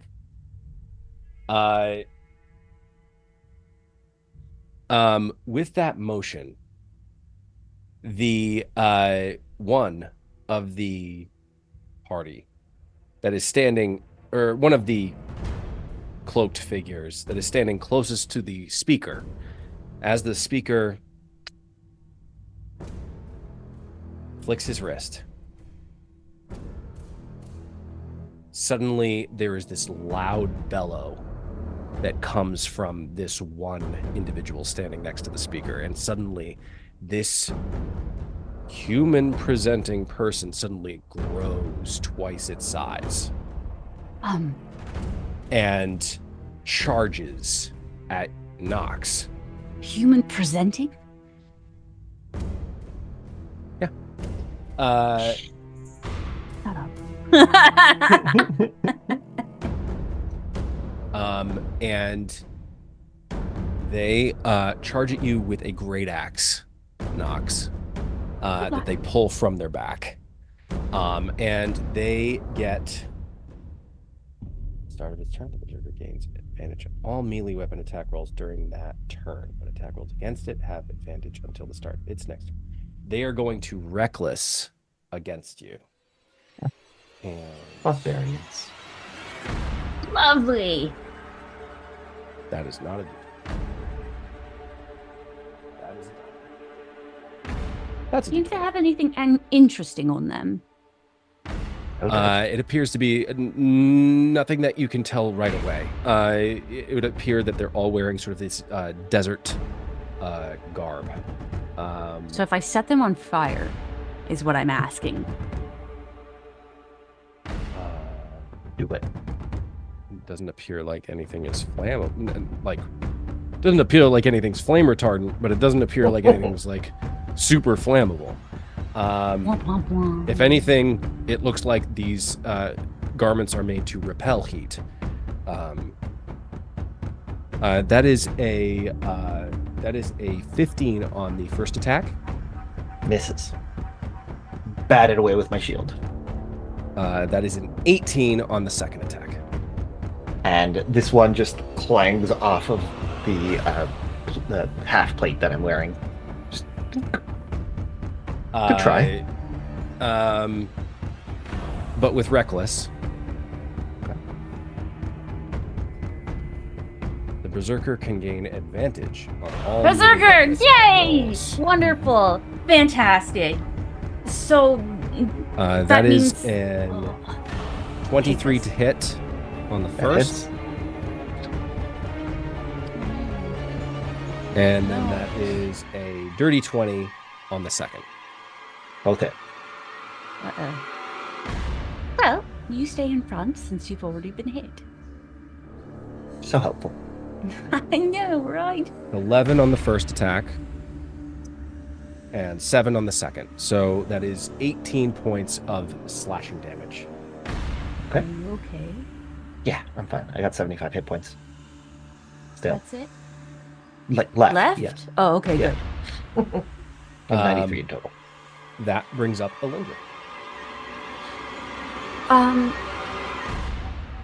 Well, honestly, I'm a little worried to set them on fire because this place is, I don't want to ruin the small amount of, like, vegetation there is here.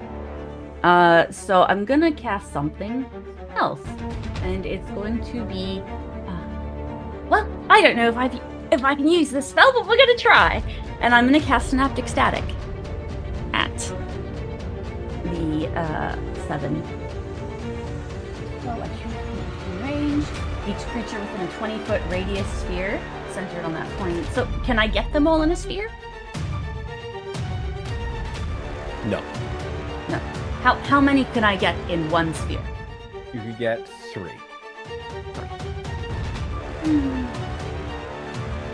Okay, I'm gonna do that. Can I have an intelligence saving throw? That is a 12 on the first one. Okay. It's a 12 on the second one. Okay. And a 3 on the third one. Okay, cool. So they all fail. They take 8d6 psychic damage. And then I believe after a fail save, the target has muddled thoughts for 1 minute. And it subtracts a d6 from the number rolled from all of its attacks and ability checks. As well as its Constitution saving throws. Let's roll for that first amount. Okay, we're gonna do that. Yeah. That's 8d6. Yeah. What? Nothing. These berserkers are fucked. Because of that. So 35. The 3 not berserkers suddenly their heads explode. Suddenly their heads become a fine mist as the synaptic static just cuts through their synapses and cooks their brains. It just suddenly their eyes bulge out of their heads, and suddenly like their head coverings suddenly become this mass of blood, and then their heads explode.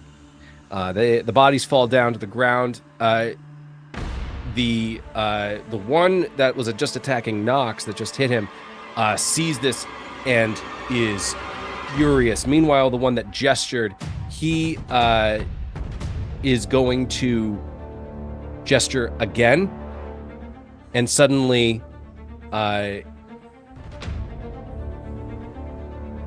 actually we'll save that for his turn. And hold on, it is actually his turn.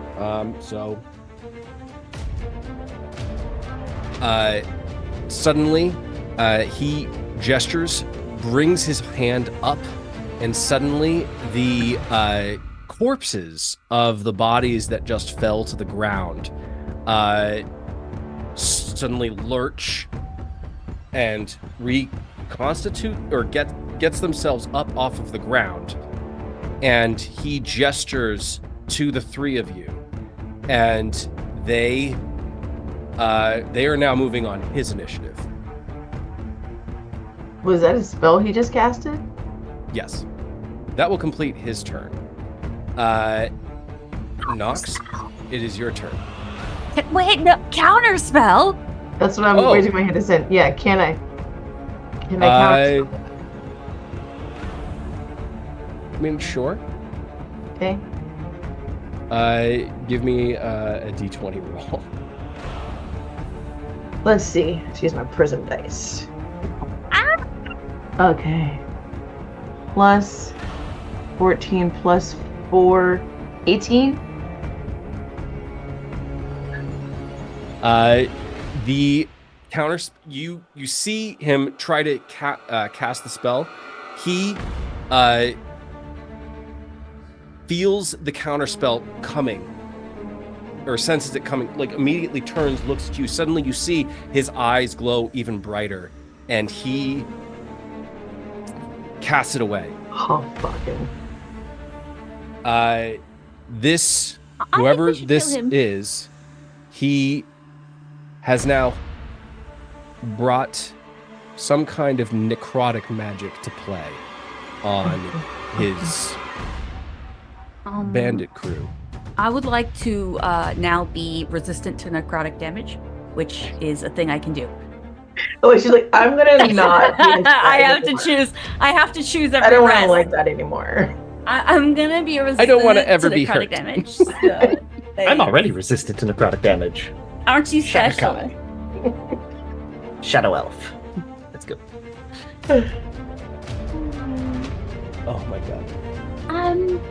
I hate that. It's fine. Is it? Does it seem fine to Probably. you? Yeah. Hold on. There we go. Oh, now I have to use a different rules. Okay. Or a different stat block. Okay.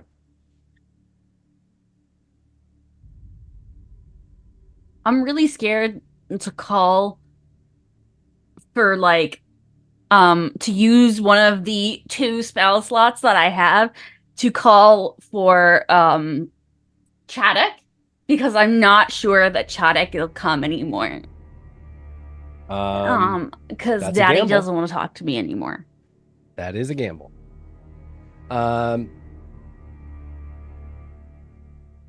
Okay. Nox, it is your turn. I smile at the guy in front of me and go, all right, you swung well enough. My turn, but I don't hit with my sword. And I just raise it up in the air, and lunar light and stars start swirling around me as I cast Spirit Guardians at 5th level. By the power of Grayskull. The power of Grayskull. That's what that reminded me of. Yeah. The power of Seluna. I feel like you're an anime boy, like in this, like sparkling transitions and everything. I mean, you've seen his artwork, so like. Yeah. I go. Yeah. You've activated my final form. Ew. Ew. Ew. Let me just see if he takes the damage first or at the start of his turn. Affected creature speed is so his speed is half in his area, and when the creature enters the area for the first time on a turn or starts its turn there, it must make a wisdom saving throw. So I think he doesn't take the damage until the start of his turn. Right. I'm sorry. What is the Spirit Guardian? What form does it take? It's just little sparkling lights that swirl all around me. Motes of light. Okay. Yeah. Got it. All right. That's really pretty. Yeah, that's very pretty. And then as a bonus action, I illuminate as I channel my starry form to have the chalice appear and start glowing on my neck. Just in case I need to heal people. That's it. Action, bonus action. I'll stay there. Excellent. Okay, that completes your turn. Yes. Okay. That brings up the other two bandits who are not dead. They immediately let fly with their crossbows, both at Fig and at Nox. Yes, yes. I'll just hide behind you. That is a Take your 7 shield. plus 3. That is 10 to hit Fig. Misses. That is a that is an 18 to hit Nox. Misses. Okay, that brings up Fig. Questions, just so I can get the scope. How far away they are again? You said they are 30 feet? They're within 25 feet of you. 25 feet. Cool. Well, now the Berserker is actually closer to you. How close is he? I would say within 10 feet of you. Right up at me. Well, since you said that. Da-da-da-da-da. I want to cast Fey Presence. Since 10 feet of me. You have to make a wisdom saving throw. And they're either going to be charmed or frightened by me. I want them to be charmed. Okay. If it does. What's the work. DC? 16. And this is a wisdom save? Wisdom saving throw. That's a I 14. feel like they're not very good at it. So they're So charmed. the Berserker is charmed by you. Okay, great. I love that. Where's the razzle-dazzle asshole? You mean The leader. The one that's leader? like snapping at people. He's about 25 feet away from you. Was the motes of light targeting him, or was it targeting the Berserker? For Spirit Guardians, Yeah. it surrounds me in a 15-foot radius. Got it. Okay. Sorry, 20-foot radius. 20-foot No, radius. wait. Hang on. It is 15 feet. My bad. It's like passing through us. Should we be worried? No. It's not going to harm you. You're my allies. So you are targeting who? So you're the captain, or the bandit captain is like 25 feet away from you, and Berserker is within 10 feet. So they are charmed by you. Just one, or is there multiple, you said? They're the only one who is closest. Okay. If I can. I want Hi. her. Yes. Boobs and all. No, just kidding. To be like, not us. Him. And she points over at that guy 25 feet away. He's the one you need to go for. Not us. I know it's a charm, but not to attack us. So I feel like Fig is just so charming. Being a fae. Man, I don't hate when you guys do this to me. I just look at you with the look that Andy has right now with you. All right, give me the nonsense. the name of the spell is Fey Presence. Fey Presence. It is not a spell. It's just something you can do, it's a right? trait. Warlock ability. The featured, it's a warlock.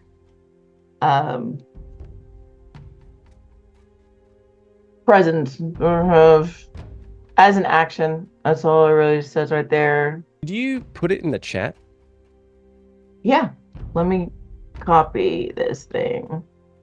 Hold on. Copy. Music is really working for this. Mm-hmm. And then let me put it in the. I'll put it in the general. Actually, I really like this. And it's funny, it's like each creature. So I know I have comrades that are in there as well, but primarily I was targeting the berserker. Yeah, I am already charmed by you. Okay. I willingly fail my save. Oh, Yeah, me too. Really? Okay. So a She's charmed just so creature can't pretty. attack the charmer or target the charmer with harmful abilities or magical effects. The charmer has advantage on any ability check to interact socially with the creature.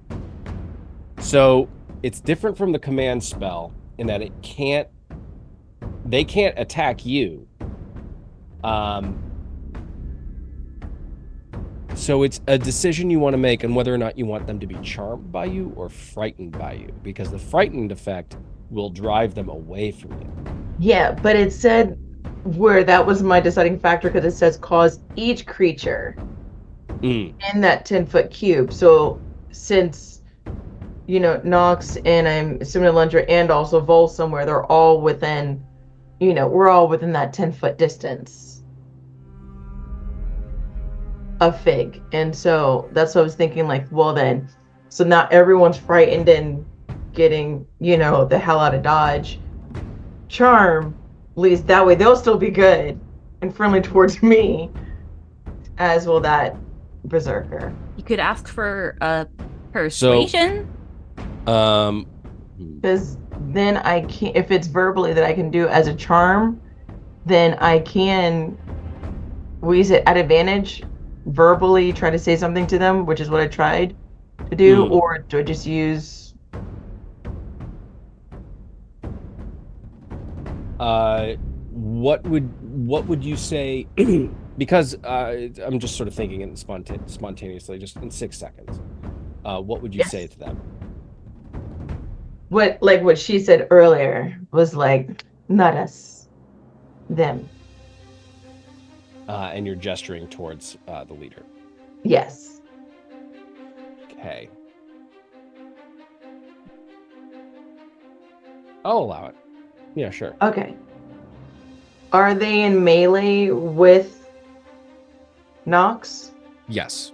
So that would be. With Nox. Will that on their turn then start to move towards the Reaper to invoke an opportunity attack?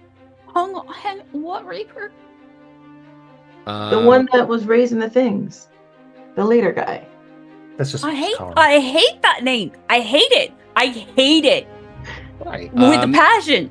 So they're in melee range with Nox. On their turn, they would have to move the full distance away from you.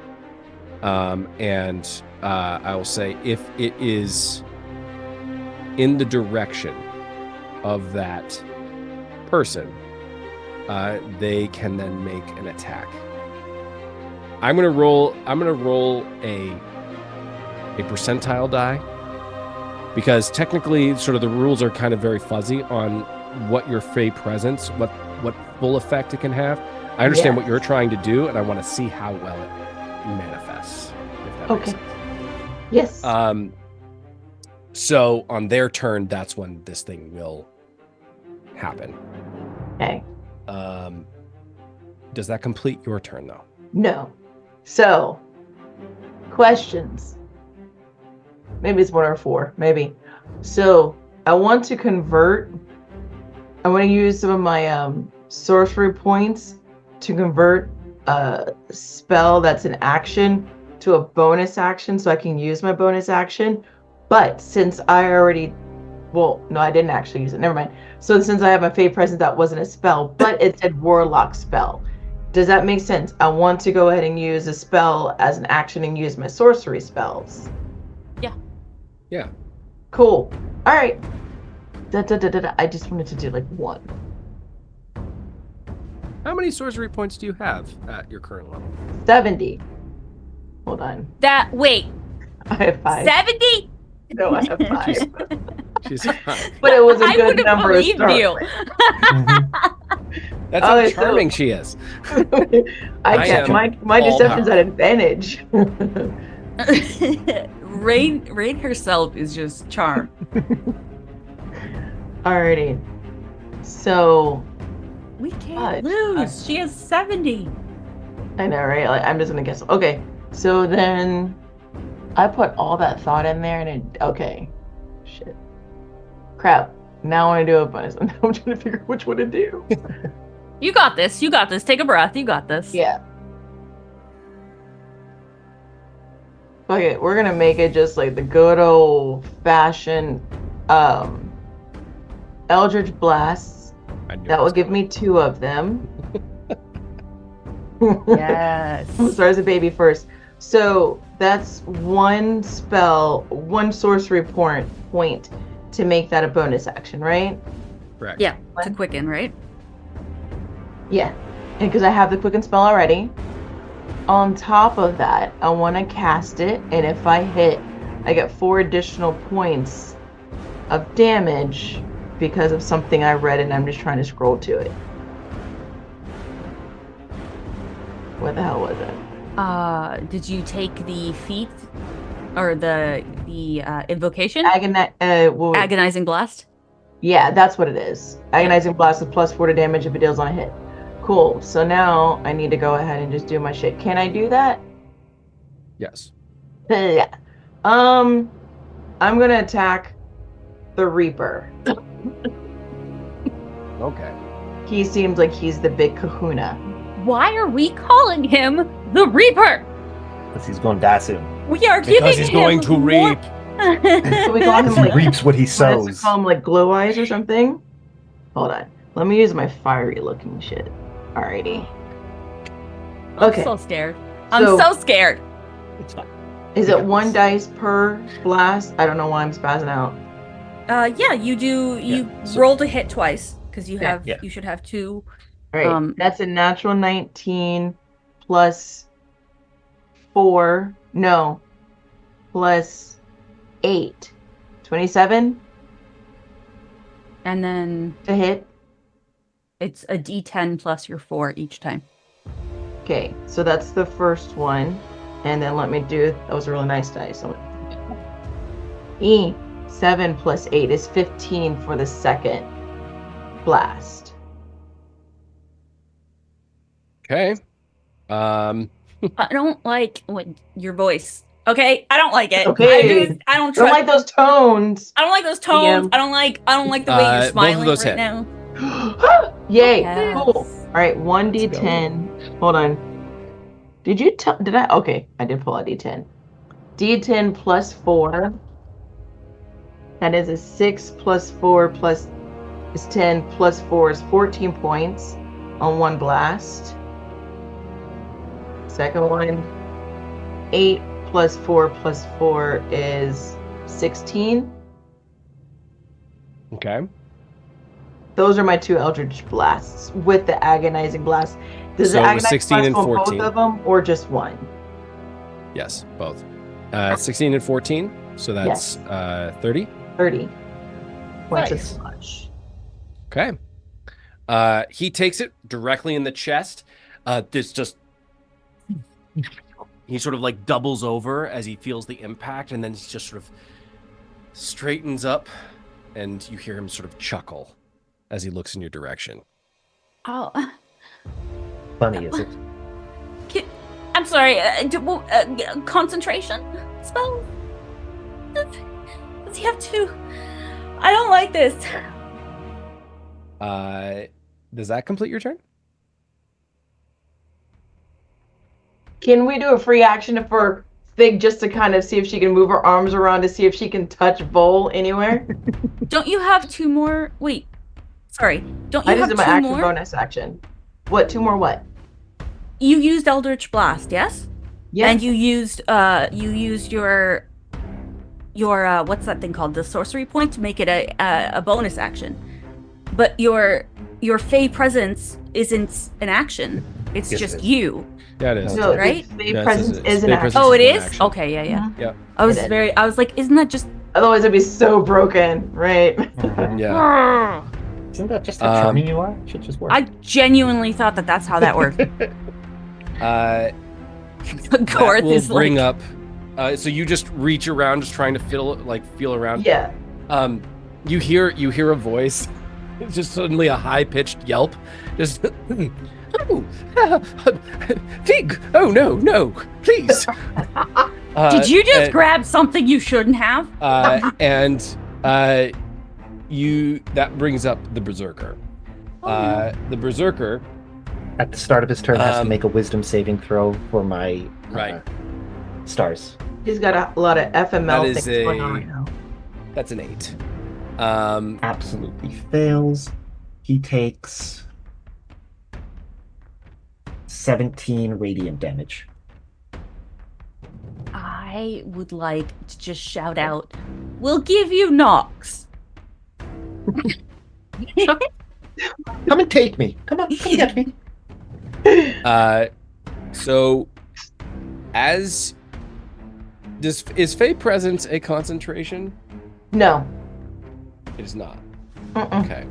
Yeah, this music is like, It's It's very deserty too. right? Mm-hmm. It's awesome. It's gonna try. No, it fails another wisdom save. I was gonna see if he actually had a wisdom. It was able to pass a wisdom save to see if he could like see through the spell. He failed. He rolled a 5. That's a 47. He is going to charge right past the leader, and away from you all, Just running into the nowhere lands like, into the desert. I'm free! Like Forrest gumping it. Wait, does he look like he's running for freedom? The leader sort of turns and looks at them as they're running away with a sort of confused look on their face. Go ahead, Nox. So I don't know how long the Fey presence lasts, but I imagine that eventually it'll run off and he might come back and fight us. Can I take an opportunity attack as he runs away from me? You are in melee combat, so yeah, you are able to. I love that because I'm a warcaster, which means I can use a spell instead of a melee attack. And So this as lasts he- until the end of my next turn. Okay, so it's basically the end of this round. Yeah. Then in that case, I'm going to reach out and I'm going to just, as he runs away, put a hand on his shoulder and hit him with a, what is it called? Inflict wounds. Let's go, call it 4th level. Okay. He's we're just, oh man. Oh, no you don't. 16 plus 10, 26 to hit. 26 to hit. That hits. And at 4th level, it's going to do 60-10 damage. Necrotic. Oh, just 60-10? Just Is 60-10, that- so it's not a lot. There we go. I love watching Rain react to this. I made a guy who can fight good. 25 necrotic damage.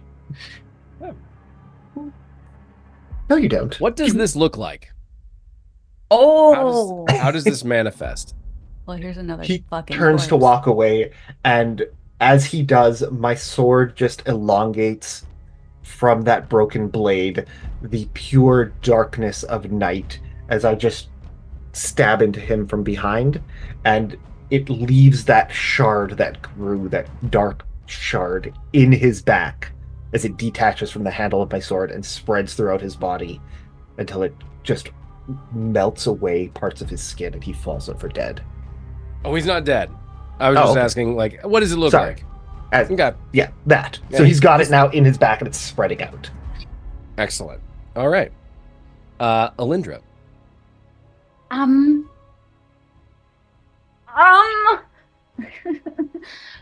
Main dude. Does he's alive, right? The main guy?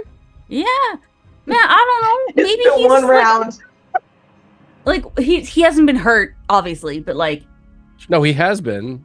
yeah, but not like does he look bloody? You'd have to do a medicine check. I can't. Trust me on that one. I'm so scared right now. I'm so scared. I don't know why. what to It's do. fine. Kill him. I'm like, maybe I could just banish him and we could run away. But also, I don't want to, like, I have one spell, guys. I'm gonna, you know what? I'm gonna follow gonna follow my Fae friend, and we're Follow gonna. your heart.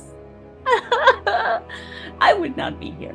I'm gonna hit him with my Eldritch Blast. That's the word I'm looking for.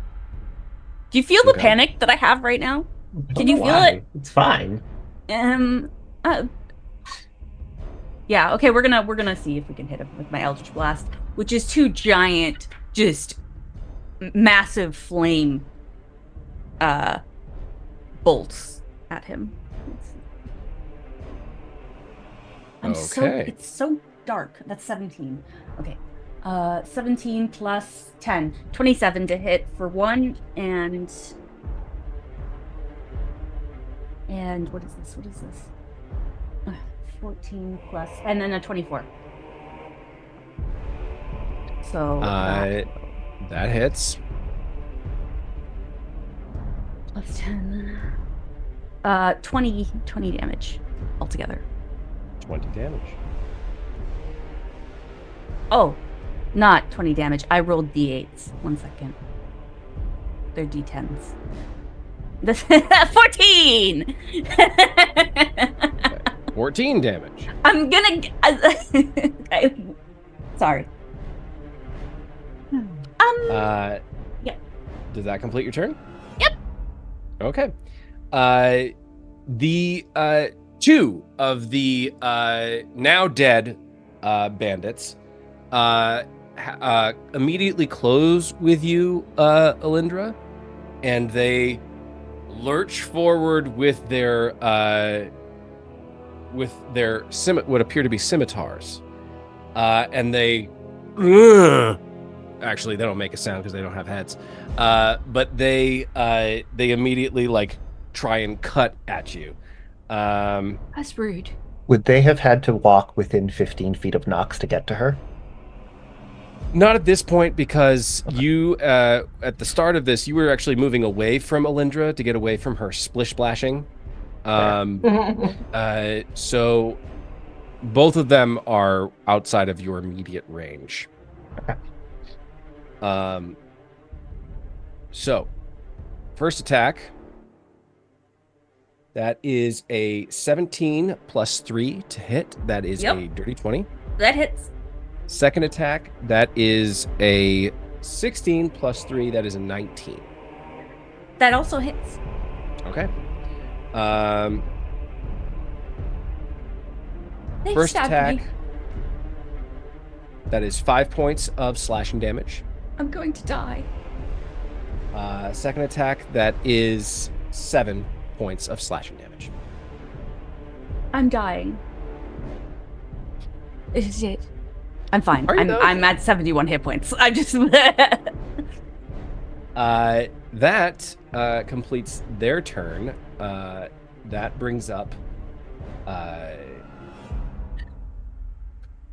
Bad Daddy himself. Bad Daddy. Yes. Reaper. No, Bad Daddy. He takes those Eldritch Blasts from both of you, Elindra and Fig, and he like straightens himself up, dusts himself off, and disappears, and reappears right next to you, Elindra. I just sigh in his face. I look like I'm just like, why me? Hold on a sec. I can't make a deal with the devil. Okay, so this is actually going to affect each of you, not just Elindra. You see, as he appears in front of you, his eyes glow, but then also an amulet that he is wearing also glows as he touches it with his left hand. Suddenly, your mouth feels incredibly dry for each of Is you. this a spell? It is something that he is activating with his amulet. All of the moisture in the air, in the area around, suddenly all of the plants shrivel and die within 30-foot cube, centered on a point somewhere in between you. Is that fucking blight spell? I need each of you to give me a Constitution saving throw. Ooh. Um, What if I don't wanna? yeah, I would like to try and counterspell with my last spell here. You may certainly try. Okay, so basically, I roll and add my what's it called? Spell modifier, so +5. Okay. Correct. That's a good modifier. Nat 20. That is excellent. Just That is a missed. very high roll. Do you want me to take a picture? You can take a picture for future people. Take the picture though. Like.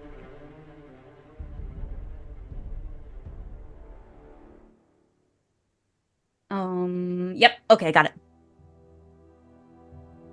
Yay! Oh, I'm I'm really really glad I didn't thirsty. use a spell a second ago.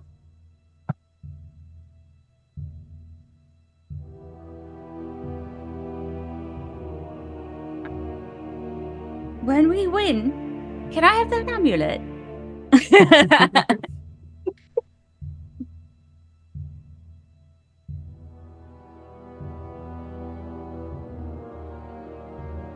I mean, he said he was going to take all of our things. So Yeah, we we should can definitely take all take of one of his. his.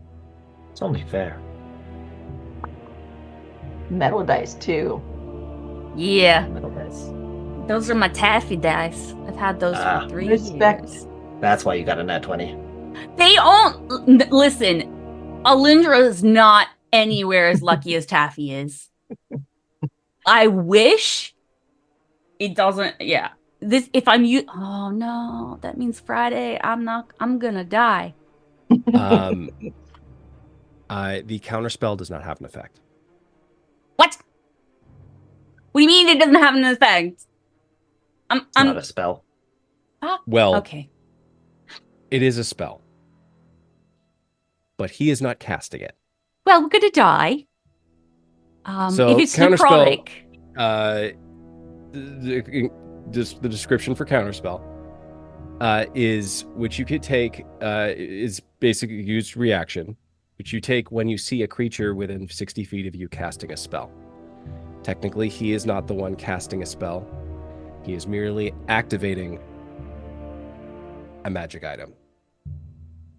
There. I would argue then that she couldn't cast counterspell because reaction says she could only. Yeah, I'll give you that. I will say that you try to, and it doesn't have an effect, which leads you to believe, which leads you to that conclusion. The problem is that doesn't negate the effect of what is about to happen. con save? No, I'm just saying she might still have her spell slot. Oh yeah, Right, no, exactly. I have the spell slot. Yeah. So Wait, can I use the nat 20 on the con save? Can I copy paste that last roll? Let's go. So as you look around, you see suddenly the moisture suddenly just completely dry up. I need each of you to give me a Constitution saving throw. I rolled a 19 Am plus I 6 moisture? is a 25. What is this? God, Okay, so Fig, you are going to take half damage. +7. What is? Oh, you didn't roll the damage yet? No, I have not. Okay. A dirty 20 for me. It's a dirty 20. If this is necrotic, I have my resistance. Yes. So you half of the half. I would also like to argue that I made a fire and then therefore am not moistured. You can definitely make that argument. I am making that argument. Let's see here.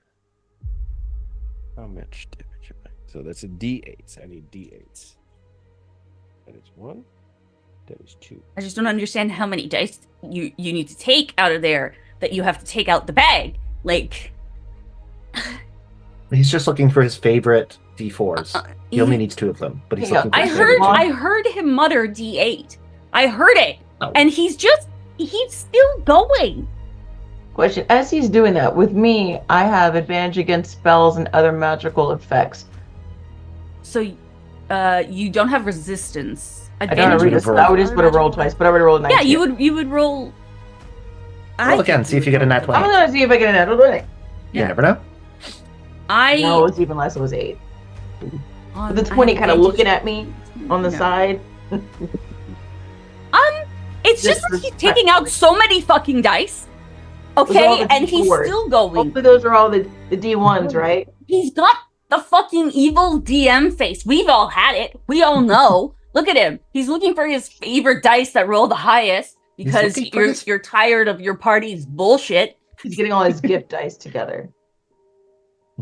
I'm gonna gift him. No, I can't gift him the cursed dice. They would just work against us. Mm-hmm. We have a set of dice that are in lockdown. They don't come out to end for anything. Permanent dice jail. But how many is in your hand right now? It's just like he's even got it cupped. You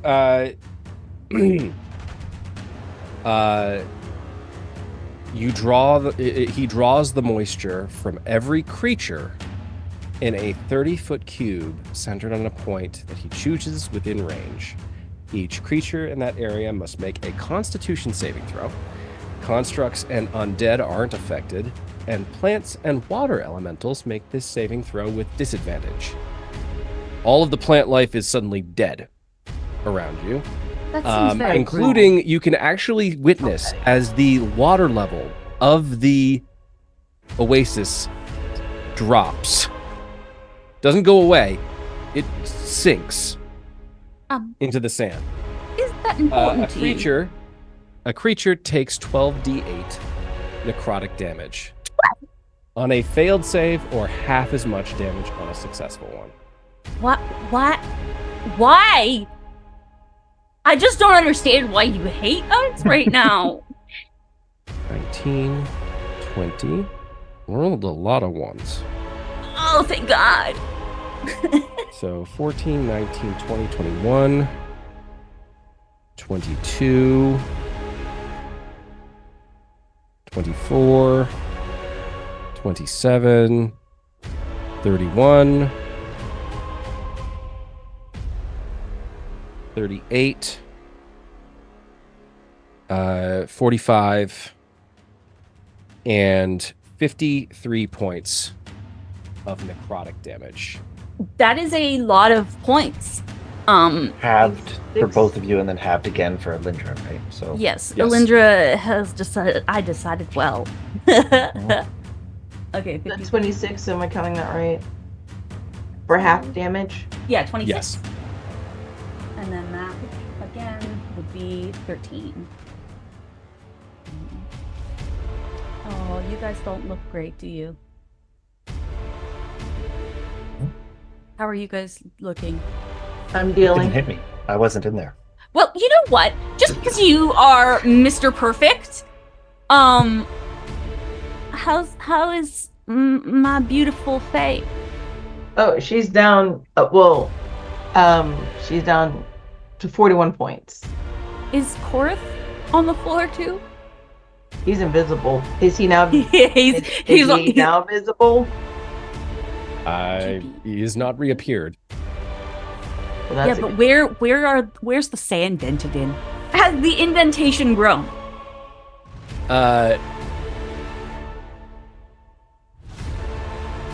He is, as you feel this spell suddenly suck the life and moisture out of you, you see that the whatever wounds that were left by your eldritch blast suddenly reform and heal. Right. Got it. That's a Like that. very cute spell. That completes his turn. That brings up the bandit who shot a crossbow bolt at, or tried to shoot a crossbow bolt at. Oh wait, no, that's one of the zombified ones.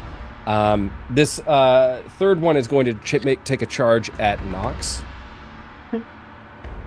Wisdom saving throw as he approaches me.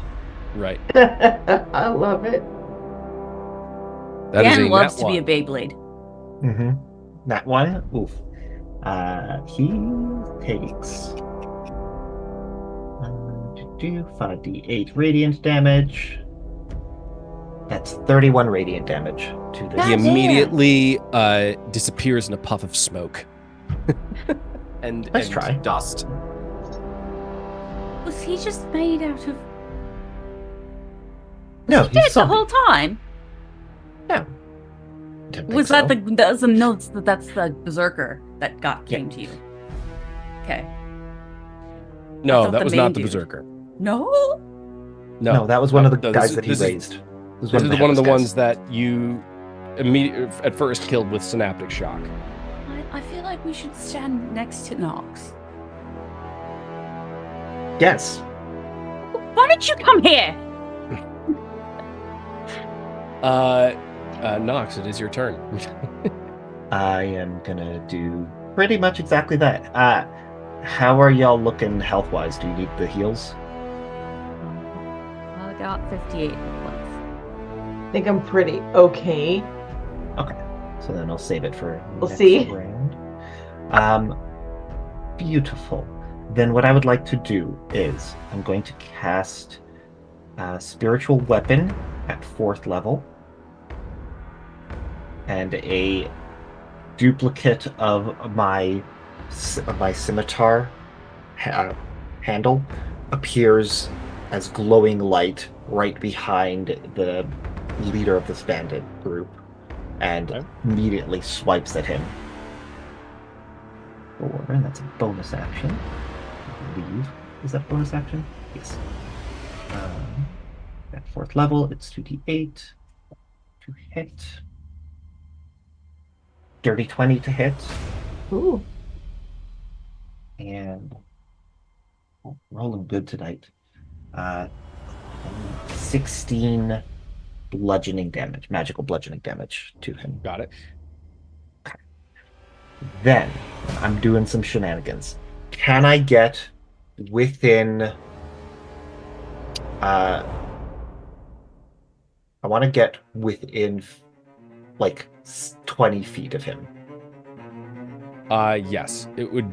You're just Like 5 approach. feet out of that range already. Beautiful. So yeah. I walk 5 feet forward, and then I am going to try and hit him with a Thorn Whip as a cantrip. So that thorn appears from my sword and whips into him. Okay. And that is going to be a... Should I roll nice for me? 18. That's 28 to hit. That definitely hits. Does 2d6 damage. Here, because... And this is magical piercing damage, so 7. Magical piercing damage. That does the damage. And he is, I assume, a large or smaller creature. He is a medium humanoid creature. He is immediately pulled 10 feet towards me, which pulls him into the range of my spirit guardians. And because he is moving to me and I'm not moving to him, he has to do the wisdom saving throw or take 5d8 radiant damage. So I pull him right into the swirling lights.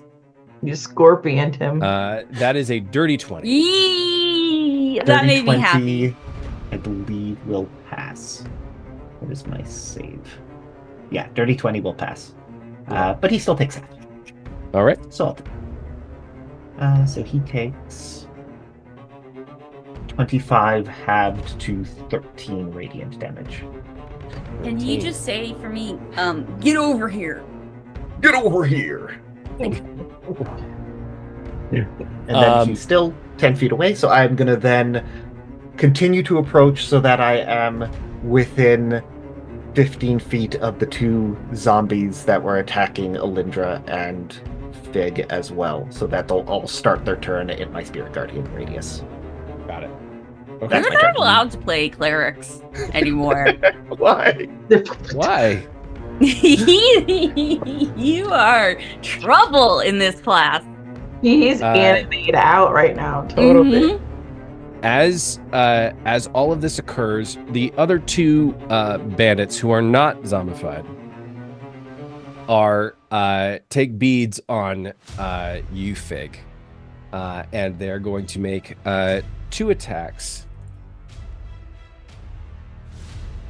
That is an 18,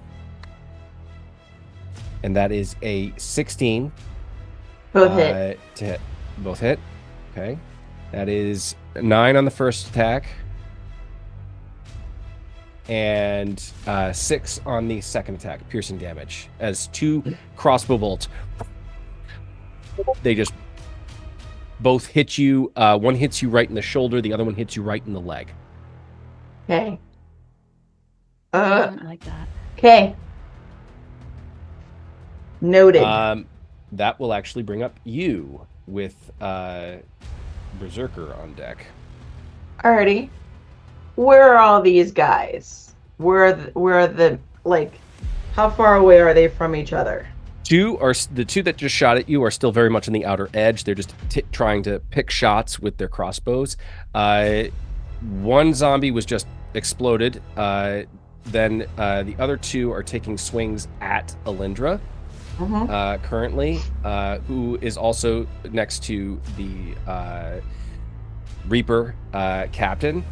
And then the Berserker was headed away, but now is closer to you. Okay. No, I did the thing on Reaper. My Right. Thorn Whip was on the Reaper, the leader who was attacking. Okay, so the Berserker is actually, he will I actually let him move this round. Yeah. Yeah. So you're so the Berserker is still within a few feet of you. Of Nox. Of you. The Berserker near me. Yeah. Cool. And then the Reaper and the 2 guys with Elindra. How close are they? Are they within 10 feet? Of you? No, of each other. Yeah, they're within melee range of Elindra. Okay, cool. So, I want to cast, just to encompass a 10-foot radius sphere of those 3 guys, Shatter. No. At 3rd level. Do they don't count like as alive, do they? They're not constructs. I love that. Is that cool if I do that? Spell. Huh? I don't know. What do you mean, is it cool? Of course you can do that. So, I don't know why I always ask validation. That's just me, right? Can I play? Can I Right. please? Can I do the thing and play my Can I play? character? All I right. love that is what you go to as her. It is chaos. Alrighty. I am going to use this metal dice. 15 plus 4 is 19. Or is it because my spell? Never mind. No. I'm asking my wrong question. Or is it plus 8 because of my spell attack? Shatter's a saving throw. Yeah. It's a Constitution saving throw that they have to do. Oh yeah. Thank you. I should probably read. That's a 4 on the first one. Cool. That is a 17 on the second one. And that is a nat 20 from Mr. Reaper Captain Dude. Nobody likes you. You should just So, go home. It was a 16 for the save DC. So only one. Failed. And that will be, hold on, if I'm reading right correctly, 48. And then they would take it half, right? 6, 10, 13 points total. And that's for the one who failed, and then half that for those who did succeed. What is that face for? You've stressed me out today. You're about Okay? to find out. I You're don't about like to find it. out. I don't Go ahead. like it. Fig, Big accidentally kills. you cast Shatter, and just for flavor, how did you use Shatter as a circus performer? As a circus performer, I would say she would have used it not for damage, but for like quieting the place down with with more noise. Does that make sense? So Oh, it's yeah. almost like a random not hurricane, Thunder sounds. earthquake. Yeah. What's Yeah. the other thing that people deal The with? equivalent of like screaming for silence. Yeah, like that. And so like the walls and tables would shake and the people would just like stop and listen. And then it's like, okay, now the band like starts up. Now Okay. I shall perform. On trance. Excellent. You cast Shatter, and the first bandit zombie bursts into a puff of dust and sand and just... Then the second one takes it and takes half of that damage. And then nothing happens to them. And then Reaper takes half of that damage. But they had already been significantly damaged by Nox and by Elindra and yourself. And suddenly your shatter spell doesn't just shatter them, it shatters the amulet that they were wearing. Oh, Well, And amulet, suddenly- I wanted that.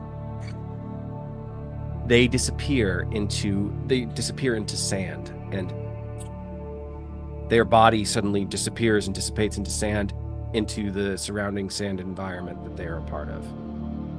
The And Reaper. suddenly every other member of this bandit party disappears in a puff of sand. Well done. why couldn't I turn them suddenly- into statues? Suddenly, every single one of them is gone from the battlefield, and you find yourselves well and truly alone at a oasis that has lost a substantial portion of its plentiful water at one time. Whatever You can these create it. beings were, they maybe at one time were human, but they definitely weren't human. They were not human at this point. What? This is some mummy shit. There's a lot of weird things that happen in deserts, and This is I'm trying to weirder see if than it's my being in the style, but hells. I just You don't. understand that, right? Huh? This is weirder than being in the hells. At least the I hells wanna have see- rules. Yeah. Will it better? Awful, ness, and this is this is quite chaotic.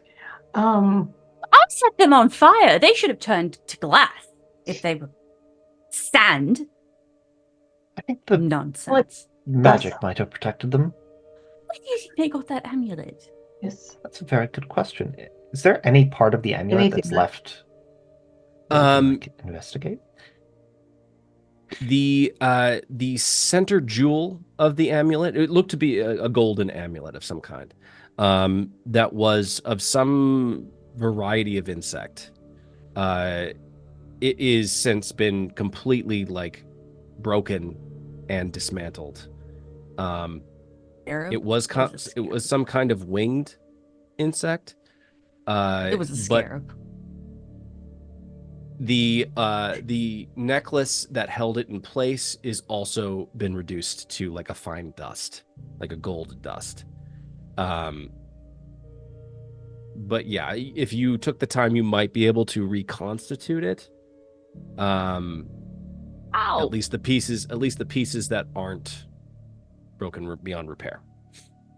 Can I turn the gold dust into a gold blob? I mean, pour water on I it. melt it. Oh, Sure. Well, some of us don't have money, so I would like to give it to the other two. you're gonna mint so that your they own have money. I have money. I have 115 gold. Well, you're fucking rolling in it. Okay. I give it to Apparently. I give it to Fig. I give the gold to Fig. Did you How say there was a much? jewel in? Sorry. What? Did you say there was a jewel in the center of some sort? Yeah, it was broken. Yes. It's broken. Okay. Gotcha. Gold bits. How much money does Fig have-ish? I want to take my tinderbox out and just like put the. We're gonna take that broken jewel, right? Are you Mhm. taking it, Nox? Yeah, he would have. I'm assuming taken you it. are. Wherever Okay. we go, we can probably find out more about it. Yeah. Exactly. They ruined the oasis.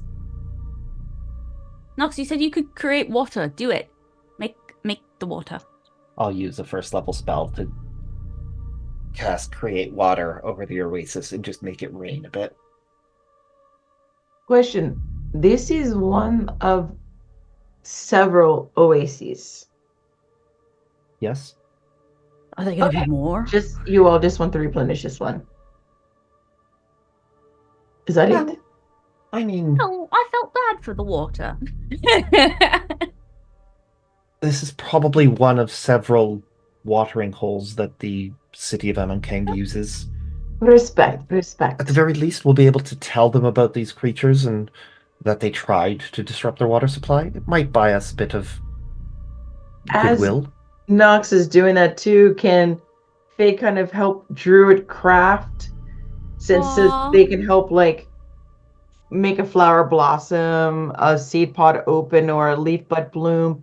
Can that kind of like ish a little bit help, I'll say, given your current druidcraft skill, you'll be able to maybe plant the seedlings of vegetation that will Blueberries. at some point restore the landscape. Yeah, we work to Girl, replenish witching that shit. Yeah, she's got it. You guys do. I just stand and supervise because I am good at burning things. You burn away the desiccated bodies of the It's plants nutrients. that got. Yeah, Why exactly. would you do that? They need it. Because it's burning already it burnt. away. No, It's already dead. decayed. Yeah, you need the decayed stuff. Right?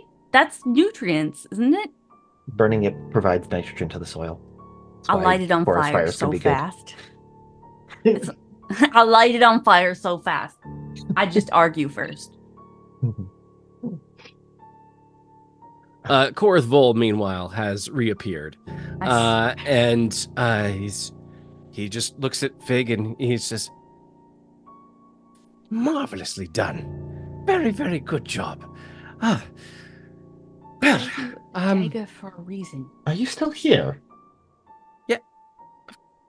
yes, of course. I never left. I was just hiding behind. I was here. I was being, making sure you lot were okay. Because I'm glad you didn't get yourself killed. That would have been really difficult for me on what to do with that. So I'm glad you did the thing. Guys, what else was he supposed to do? I mean, be invisible and stab someone. It's fairly good. Cover. You saw what they do. We had this. We told Nox earlier. We are more than capable. That's fair. Okay, so But he needs to learn to defend himself. What if we're not around? Are you saying I would never be around my patron? Go out. You're implying there? Because You What? are your own person. You can go out and do things. What happens if he wanders off? What if we're shopping somewhere and he just looks away and loses you? He seemed like the type. Maybe as we're traveling, we could train Korrith him a is bit. totally the child who gets left at the department store. Right? I feel like he's like the 8-year-old, and then like Fig right now is like the 13-year-old sister, like the little big sister, just like. I'm just saying, if we tie a rope around his midsection, you can hold on to the other end, and then he won't get lost so easily. I do have a rope. That's when we got here. I don't want to hold on to a rope. I didn't want to be tied up. Thank you. Yes, no. If you wander off, I am hold going to tie you as- up, all right? If you get lost, that's your one and only chance. Elindra, you take that rope and you use it on Nox. Anybody at all. Just give me a Why? perception check. You said Oh, do a no. what check? A perception. Okay, what do we got? 24. Let me use my Ravenfall. 10. 19 plus perception 1, dirty 20.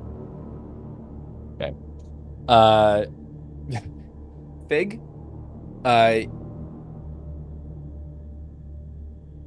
Now that certain moisture has sort of re-entered the environment, you feel yourself just slightly, like your overall senses have sort of returned to their normal state, even having just the moisture just sucked out of you. Also, the same for Nox. The one thing that it immediately does is it heightens your senses or returns your senses back to their normal state. And that's where you realize that once again, you're not alone. Standing next to one of the very large trees, just sort of leaning up against it, is this lovely fellow. Be hot immediately. They're all hot, right? They're always hot. We love that. Okay, we love that. We're here for the sexies. It's only the 2 baggers that wear the hoods. We get it. Look at I go into our general chat and there's a nat 20 that didn't fucking matter. Okay. The disappointment. I'm so bitter. Let's go ahead and I report. would like to that point message. out that I still have my Spirit Guardians and my Starry Form both last 10 minutes, so I still got these stars swirling around me in case this person is violent. Oh, look. Who are they? Oh wait, It's who did we're it looking come up? for, Oh, right? Is who we're looking for? Is that who you're looking for? It would be very fortuitous if that's who you're looking for. Not quite the person I was looking for, but might know them. don't they? It is not Ellis. Hi. Hello. Greetings, friend.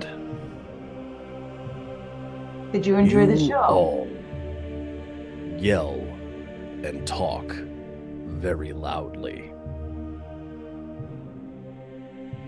I could hear you across 2 sand dunes. I am a natural performer. There's hardly anything about me that's quiet. And I'm just a know-it-all. A very loud know-it-all. And he is our bodyguard. And she points at Nox. It's not very good. You're live, aren't you? I'm gonna. Can we walk up to him? I let my Spirit Guardians fade.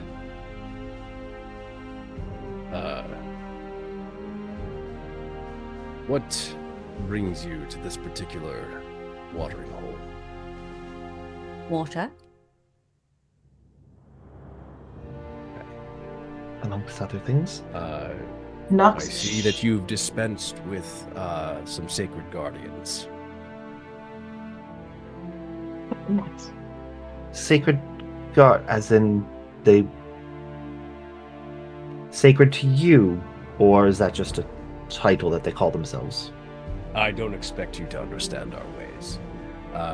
We have, at times, saw fit to reconstitute and reuse those taken by the desert.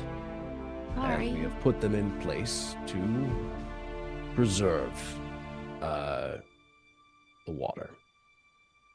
Well, That their thing leader. just literally tried to dry out this oasis.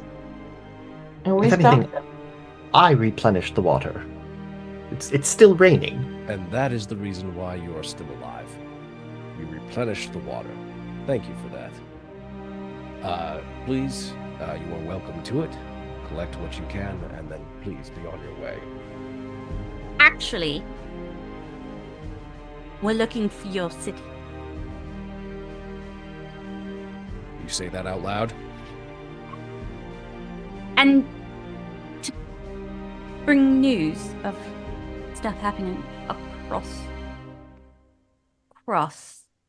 the water. I've had opportunity to interact with your people before and have found them just and righteous. The sort of people who we might find ourselves allied with, or who might He cocks turn his head to the side, much in the way that a domesticated cat might when they're Don't pet it. Okay, don't pet it. When they're sort of looking slightly confused at you or perplexed. Oh, You know of our people. Yes, a man named Ellis, a traveling caravaner, came to my rescue when I was barely learning the intricacies of the Silent Mother, how to navigate her plains, her dunes, and how to give back that which she gives to us. You're speaking of Ellis Agar of Dawnroar. Do you Precisely. know each other? I am also of Dawnroar. My name is Tyzex Freefield. Isaacs. I'm Nox Luminera. It's a pleasure to make your acquaintance. The two of us just we just He don't say anything. He doesn't seem that perplexed by Nox. Apparently, based off of that, you're not certain, but he doesn't seem to be truly perplexed by seeing one who is very elf-like. He does not seem to have ever seen a satyr or whatever Elindra is.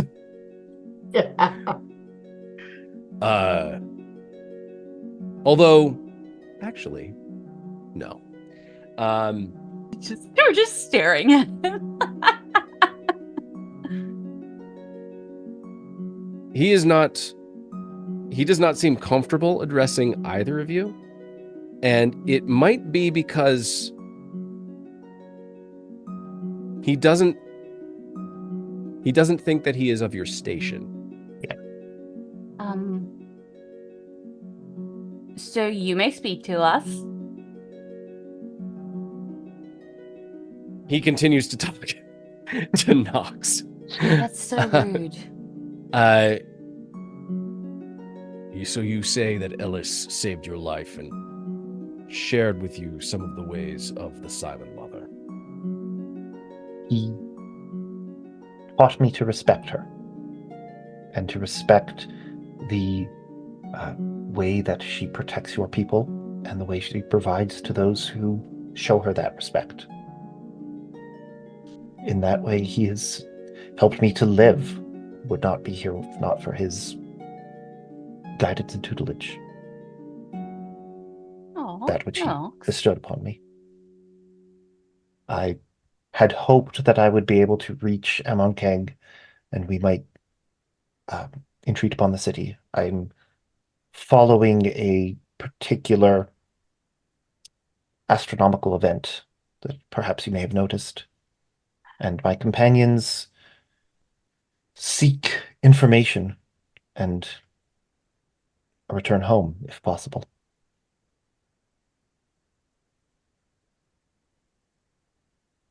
All of the stuff that you're throwing at him,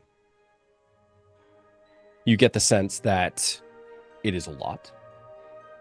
he sort of just continues to take in each of you, with specific attention being paid to Fig and Elindra. And his eyes sort of narrow. He is, based off of the picture, he is armored, and has he is what appears to be a young Leonin. He does not have a full mane, as many of the male warriors are wont to. He has sort of like this, it's very yellowish golden fur, with piercing green eyes, that are very common for someone of the Dawn Roar clan. He looks like he has been in the desert for quite some time. As is the case for many of the young male warriors, they are treated as land scouts. They scout and range across the land and then will return and sort of, like on the ground, sort of scout ahead, making sure that the ground that the city might potentially land on or near is safe. Because purple worms be nesting in this shit, y'all. Makes sense. So as he sort of hears sort of why you are in this area, Master Nox, it would appear that you are in good fortune. The gods have smiled, if you believe in them, on you this day. The city of Amon Keng is close. In fact, we head off in the easterly direction. We are but a few hours away. I will not burden you with asking you what questions you might have. Those are best left to the mothers. As long as you are aware that any questions you may ask must be given also with a trade of information and wisdom, which I am sure your companions may provide. Shut up. Nox. I don't even, that wasn't at him at all. It was at Nox. Nox is Making trying that so hard to face. be like, yes, of course. They apologies. You stop talking. Just stop. Just. I kind of nod in fake reverence, knowing that he probably thinks that they're like my superiors and that I'm their minion. Mm. So when they've Elindra already tells me told him, they've already mentioned that you are their bodyguard. the bodyguard. Yeah. So when Elindra tells me to shut up, I actually shut up, although Dox is not happy about it.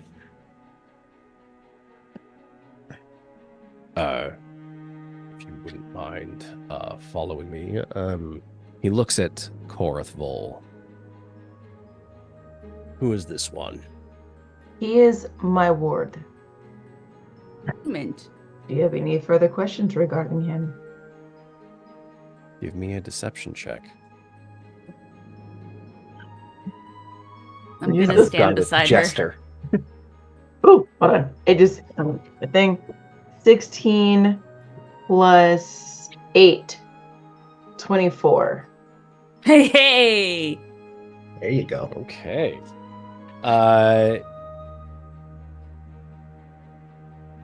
He seems to believe you. And he nods slowly. Before we embark, is there anything that I can get for either of you? Actually, he doesn't refer to you. He looks at Nox. Is there anything that I might get your companions? I turn to them. Any tending that they might need? We're rather injured in our confrontation. If I A could just few have moments, a half an hour. a few break. moments to tend to our Like, wounds would a short certainly be rest. helpful. I just need a short rest, a little short rest. Oh, by all means, we needn't depart this very second. If you do require any refreshment or moment to rest, then by all means. I would like to fill up my sandbag You may so that I fill have up a more bag sand of with me. sand. In this moment, since you have never been to this part of the desert, Nox, the hold on one second. Tyzix, he begins to fill you in on the area that you all find yourselves in. This area, this stretch of oases,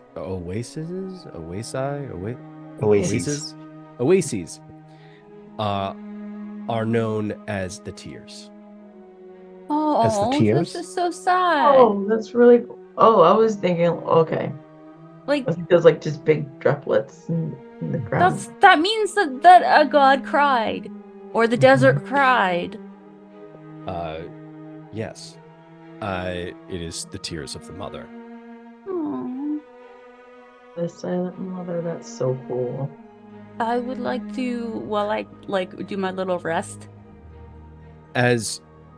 Also, it is interesting.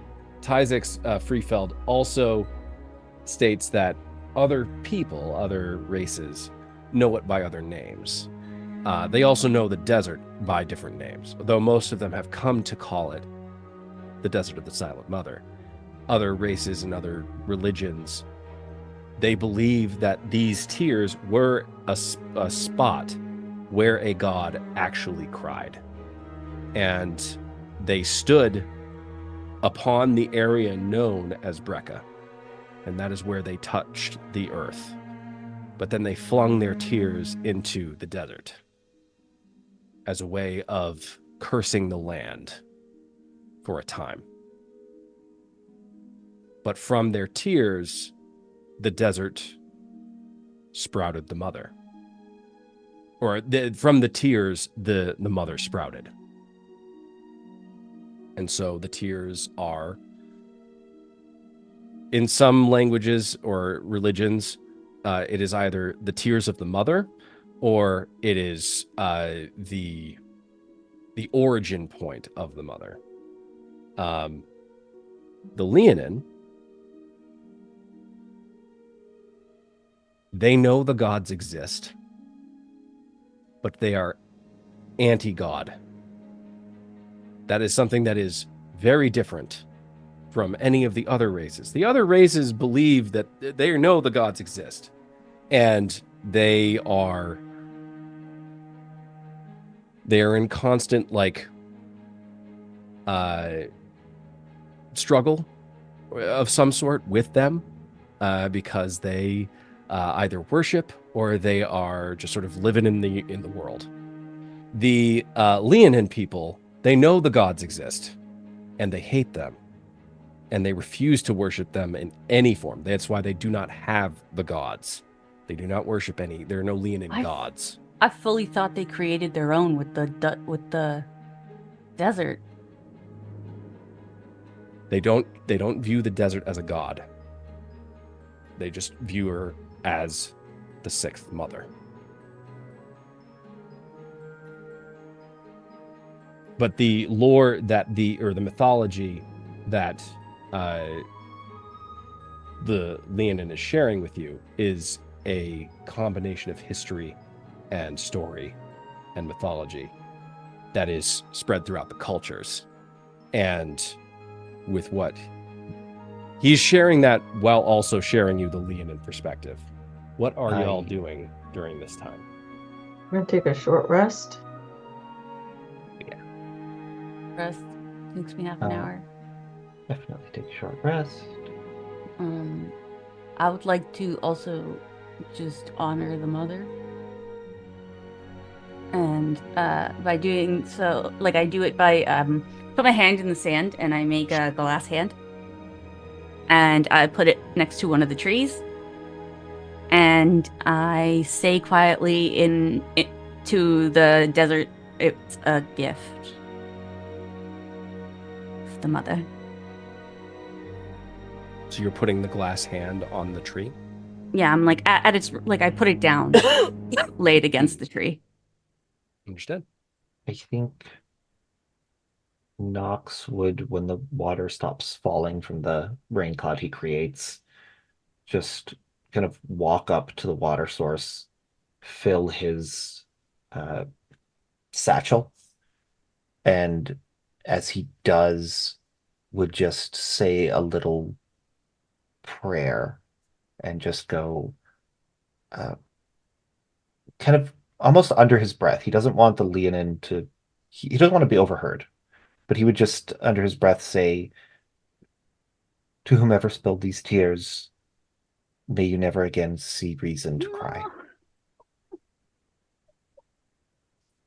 And then fill up the water. Got it. What about Fig?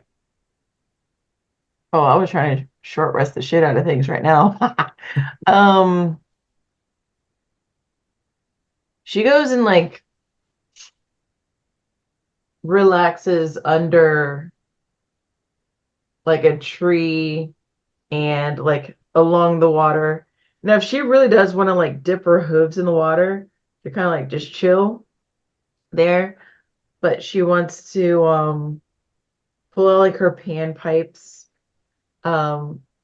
play that, and then like beckon for like Korrith to come over and just to sit with her while she just playing. No words, just playing. If he says something great, but that's what Oh, she's. he just silently just appreciates the music that you make. Mm-hmm.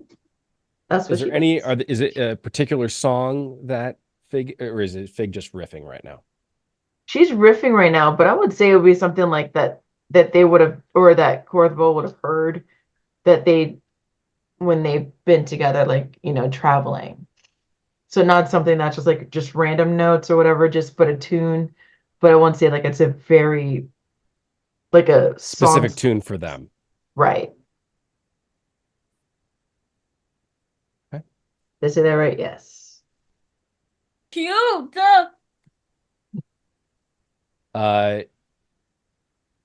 Korrith just sits very closely with you, sort of shoulder to shoulder underneath the tree. Yeah. And after a time, you sort of just feel his like head sort of like just nod off on your shoulder as he sort of just falls asleep, and he just snores very quietly. Yeah. Patch up our wounds.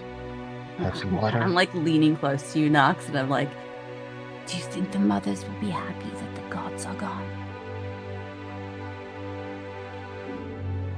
I imagine so. It's certainly news that they would like to hear, whether they're happy but or also, not. I think the ley lines are breaking too. I should clarify. They do. It's not that they hate the gods. It's that the Leonin are extremely self-reliant within their culture, and it's just that they denounce that the gods are even worthy of worship. Yeah. You love they think that they can do it all on their own. And so far, nobody's challenged that. I believe them. I believe them. Yeah. Strong women can change the world. They'll certainly want to know how they feel about it. That's what I got here. We've got a good bit of information. You know about the fall of Ashcaleen. You know about the gods disappearing. You know about something about ley lines. Yeah, do not mention that it's your fault. Okay, just making sure. Obviously.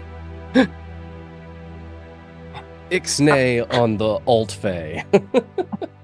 Whoopsie jingles. And that, whether they know it or not, they may likely have seen the celestial object that I've been following, and it has altered course that may be of interest to them. They might want to know what it is. It might help me to find it. I also feel like we've been very helpful to them by killing that worm.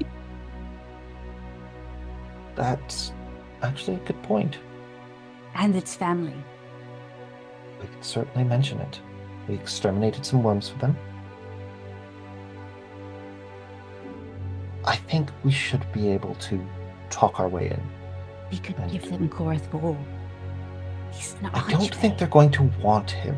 I just feel like he should be useful in some way. How do you know him again? He's an archfey? Oh, he tried to steal one of my friends. All right. So you're keeping him around. Yes. Well, he's patron of Fig. Well, he was. Well, he is. He's very special. Special. He certainly is.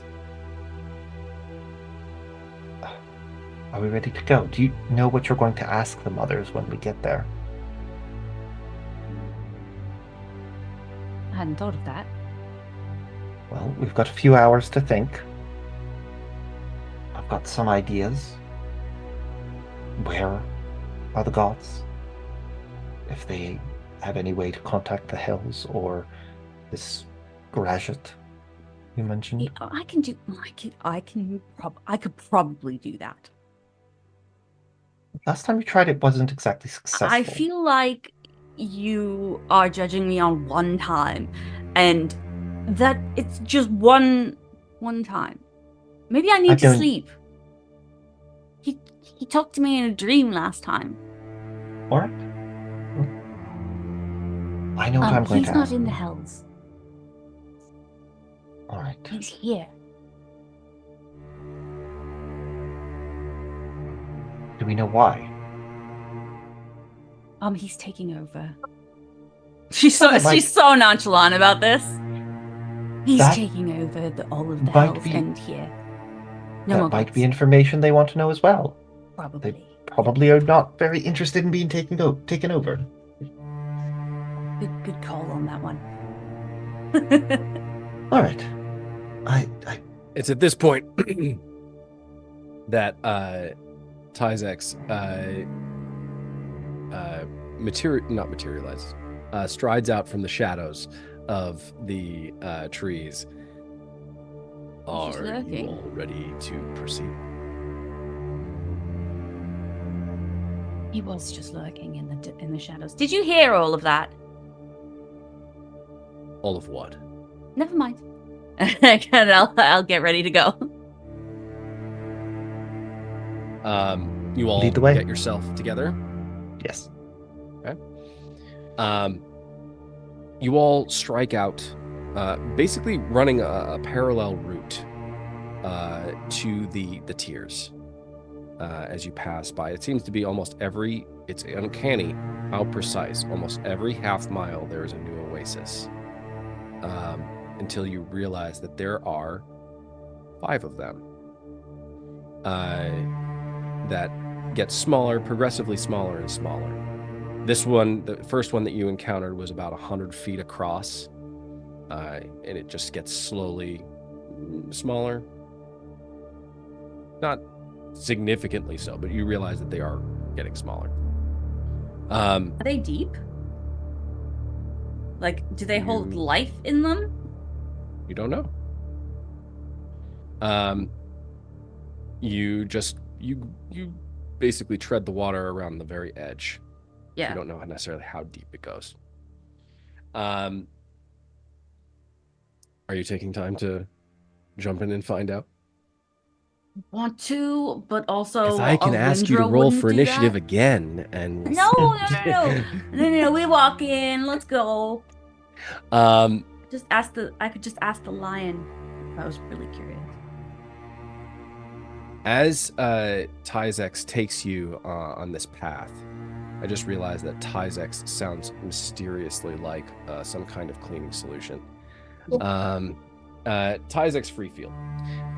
He takes you on this path, and you're walking in the desert on these dunes for about another hour. And you realize that as you have struck out from the final tier, you're getting deeper and deeper into the desert, and striking easterly, directly east. on a separate course than you know the trajectory of the celestial object. So you know the direction that thing is headed. This takes you away, due east. As you proceed, the dunes get even larger. We're talking about the size of, not necessarily mountains, but they are definitely right below the cusp of a mountainous sand dune. We're talking like full level, like Sahara. And that's when the going gets really tough. Everything is incredibly hot. Oh, I'm fine. Sorry. Fig, this is not enjoyable. This is not like, oh, let's go take a walk on the wild side. We're going in a desert. No, this is very hard terrain. Every step is almost slightly painful, as just the heat is radiating off of the surface of the ground. As you are continuing in this path, you are beginning to tread up the one of these sand dunes, and as you begin to come to the crest,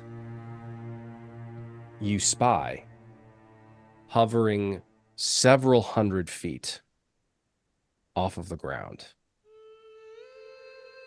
It's difficult to gauge the actual distance based off you're not sure exactly how far away you are or how big this thing actually is.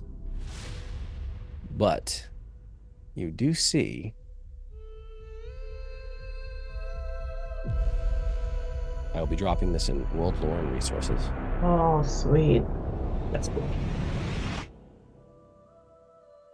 This is. I never want to leave. Like, can the game take place here? The rest of the episodes all take place within the city of Amon Keng. It's so cool. I mean, once we start buying property there, right? So we're good. we could just Could open a get tavern. a house. Absolutely. I could create a little circle so we could teleport back there. Come I could on. make good berry wine. Is there There's one with two. Is that like a thing? Like two floating cities? Like a special part? Is that where the mothers are? There's two there. You don't Two know. like that. Um, Yeah, we don't. So, as you crest the peak of this one particular dune, Tyzex is at the front of the column that you're in. And as you didn't notice it at first, but as you crest the peak, not only do you see the city, but you see several just off in the distance on other dunes. You see also some of them just cresting the peak, some of them now making their descent down into this valley, going towards the city, are also some singular figures of other Leonin who are returning back towards the city of Amon Keng, other scouts. And as Tyzex takes a look behind him and he sees all of you come in alongside him, he, in his most David Attenborough voice, or Sir Richard Attenborough, or whatever his name was, David Attenborough. welcome to Amon Keng. Jurassic Park. Oh, yes. And that is where we will leave it for tonight. That's so cool. That's awesome. I'm excited. Thank you all for watching. Tune in next time to see what mysteries await within the cities, or the city. See what mysteries await within the city of Amon Keng for our party. We love you. We hope you have a great rest of your week. And may you roll nothing but nat 20s.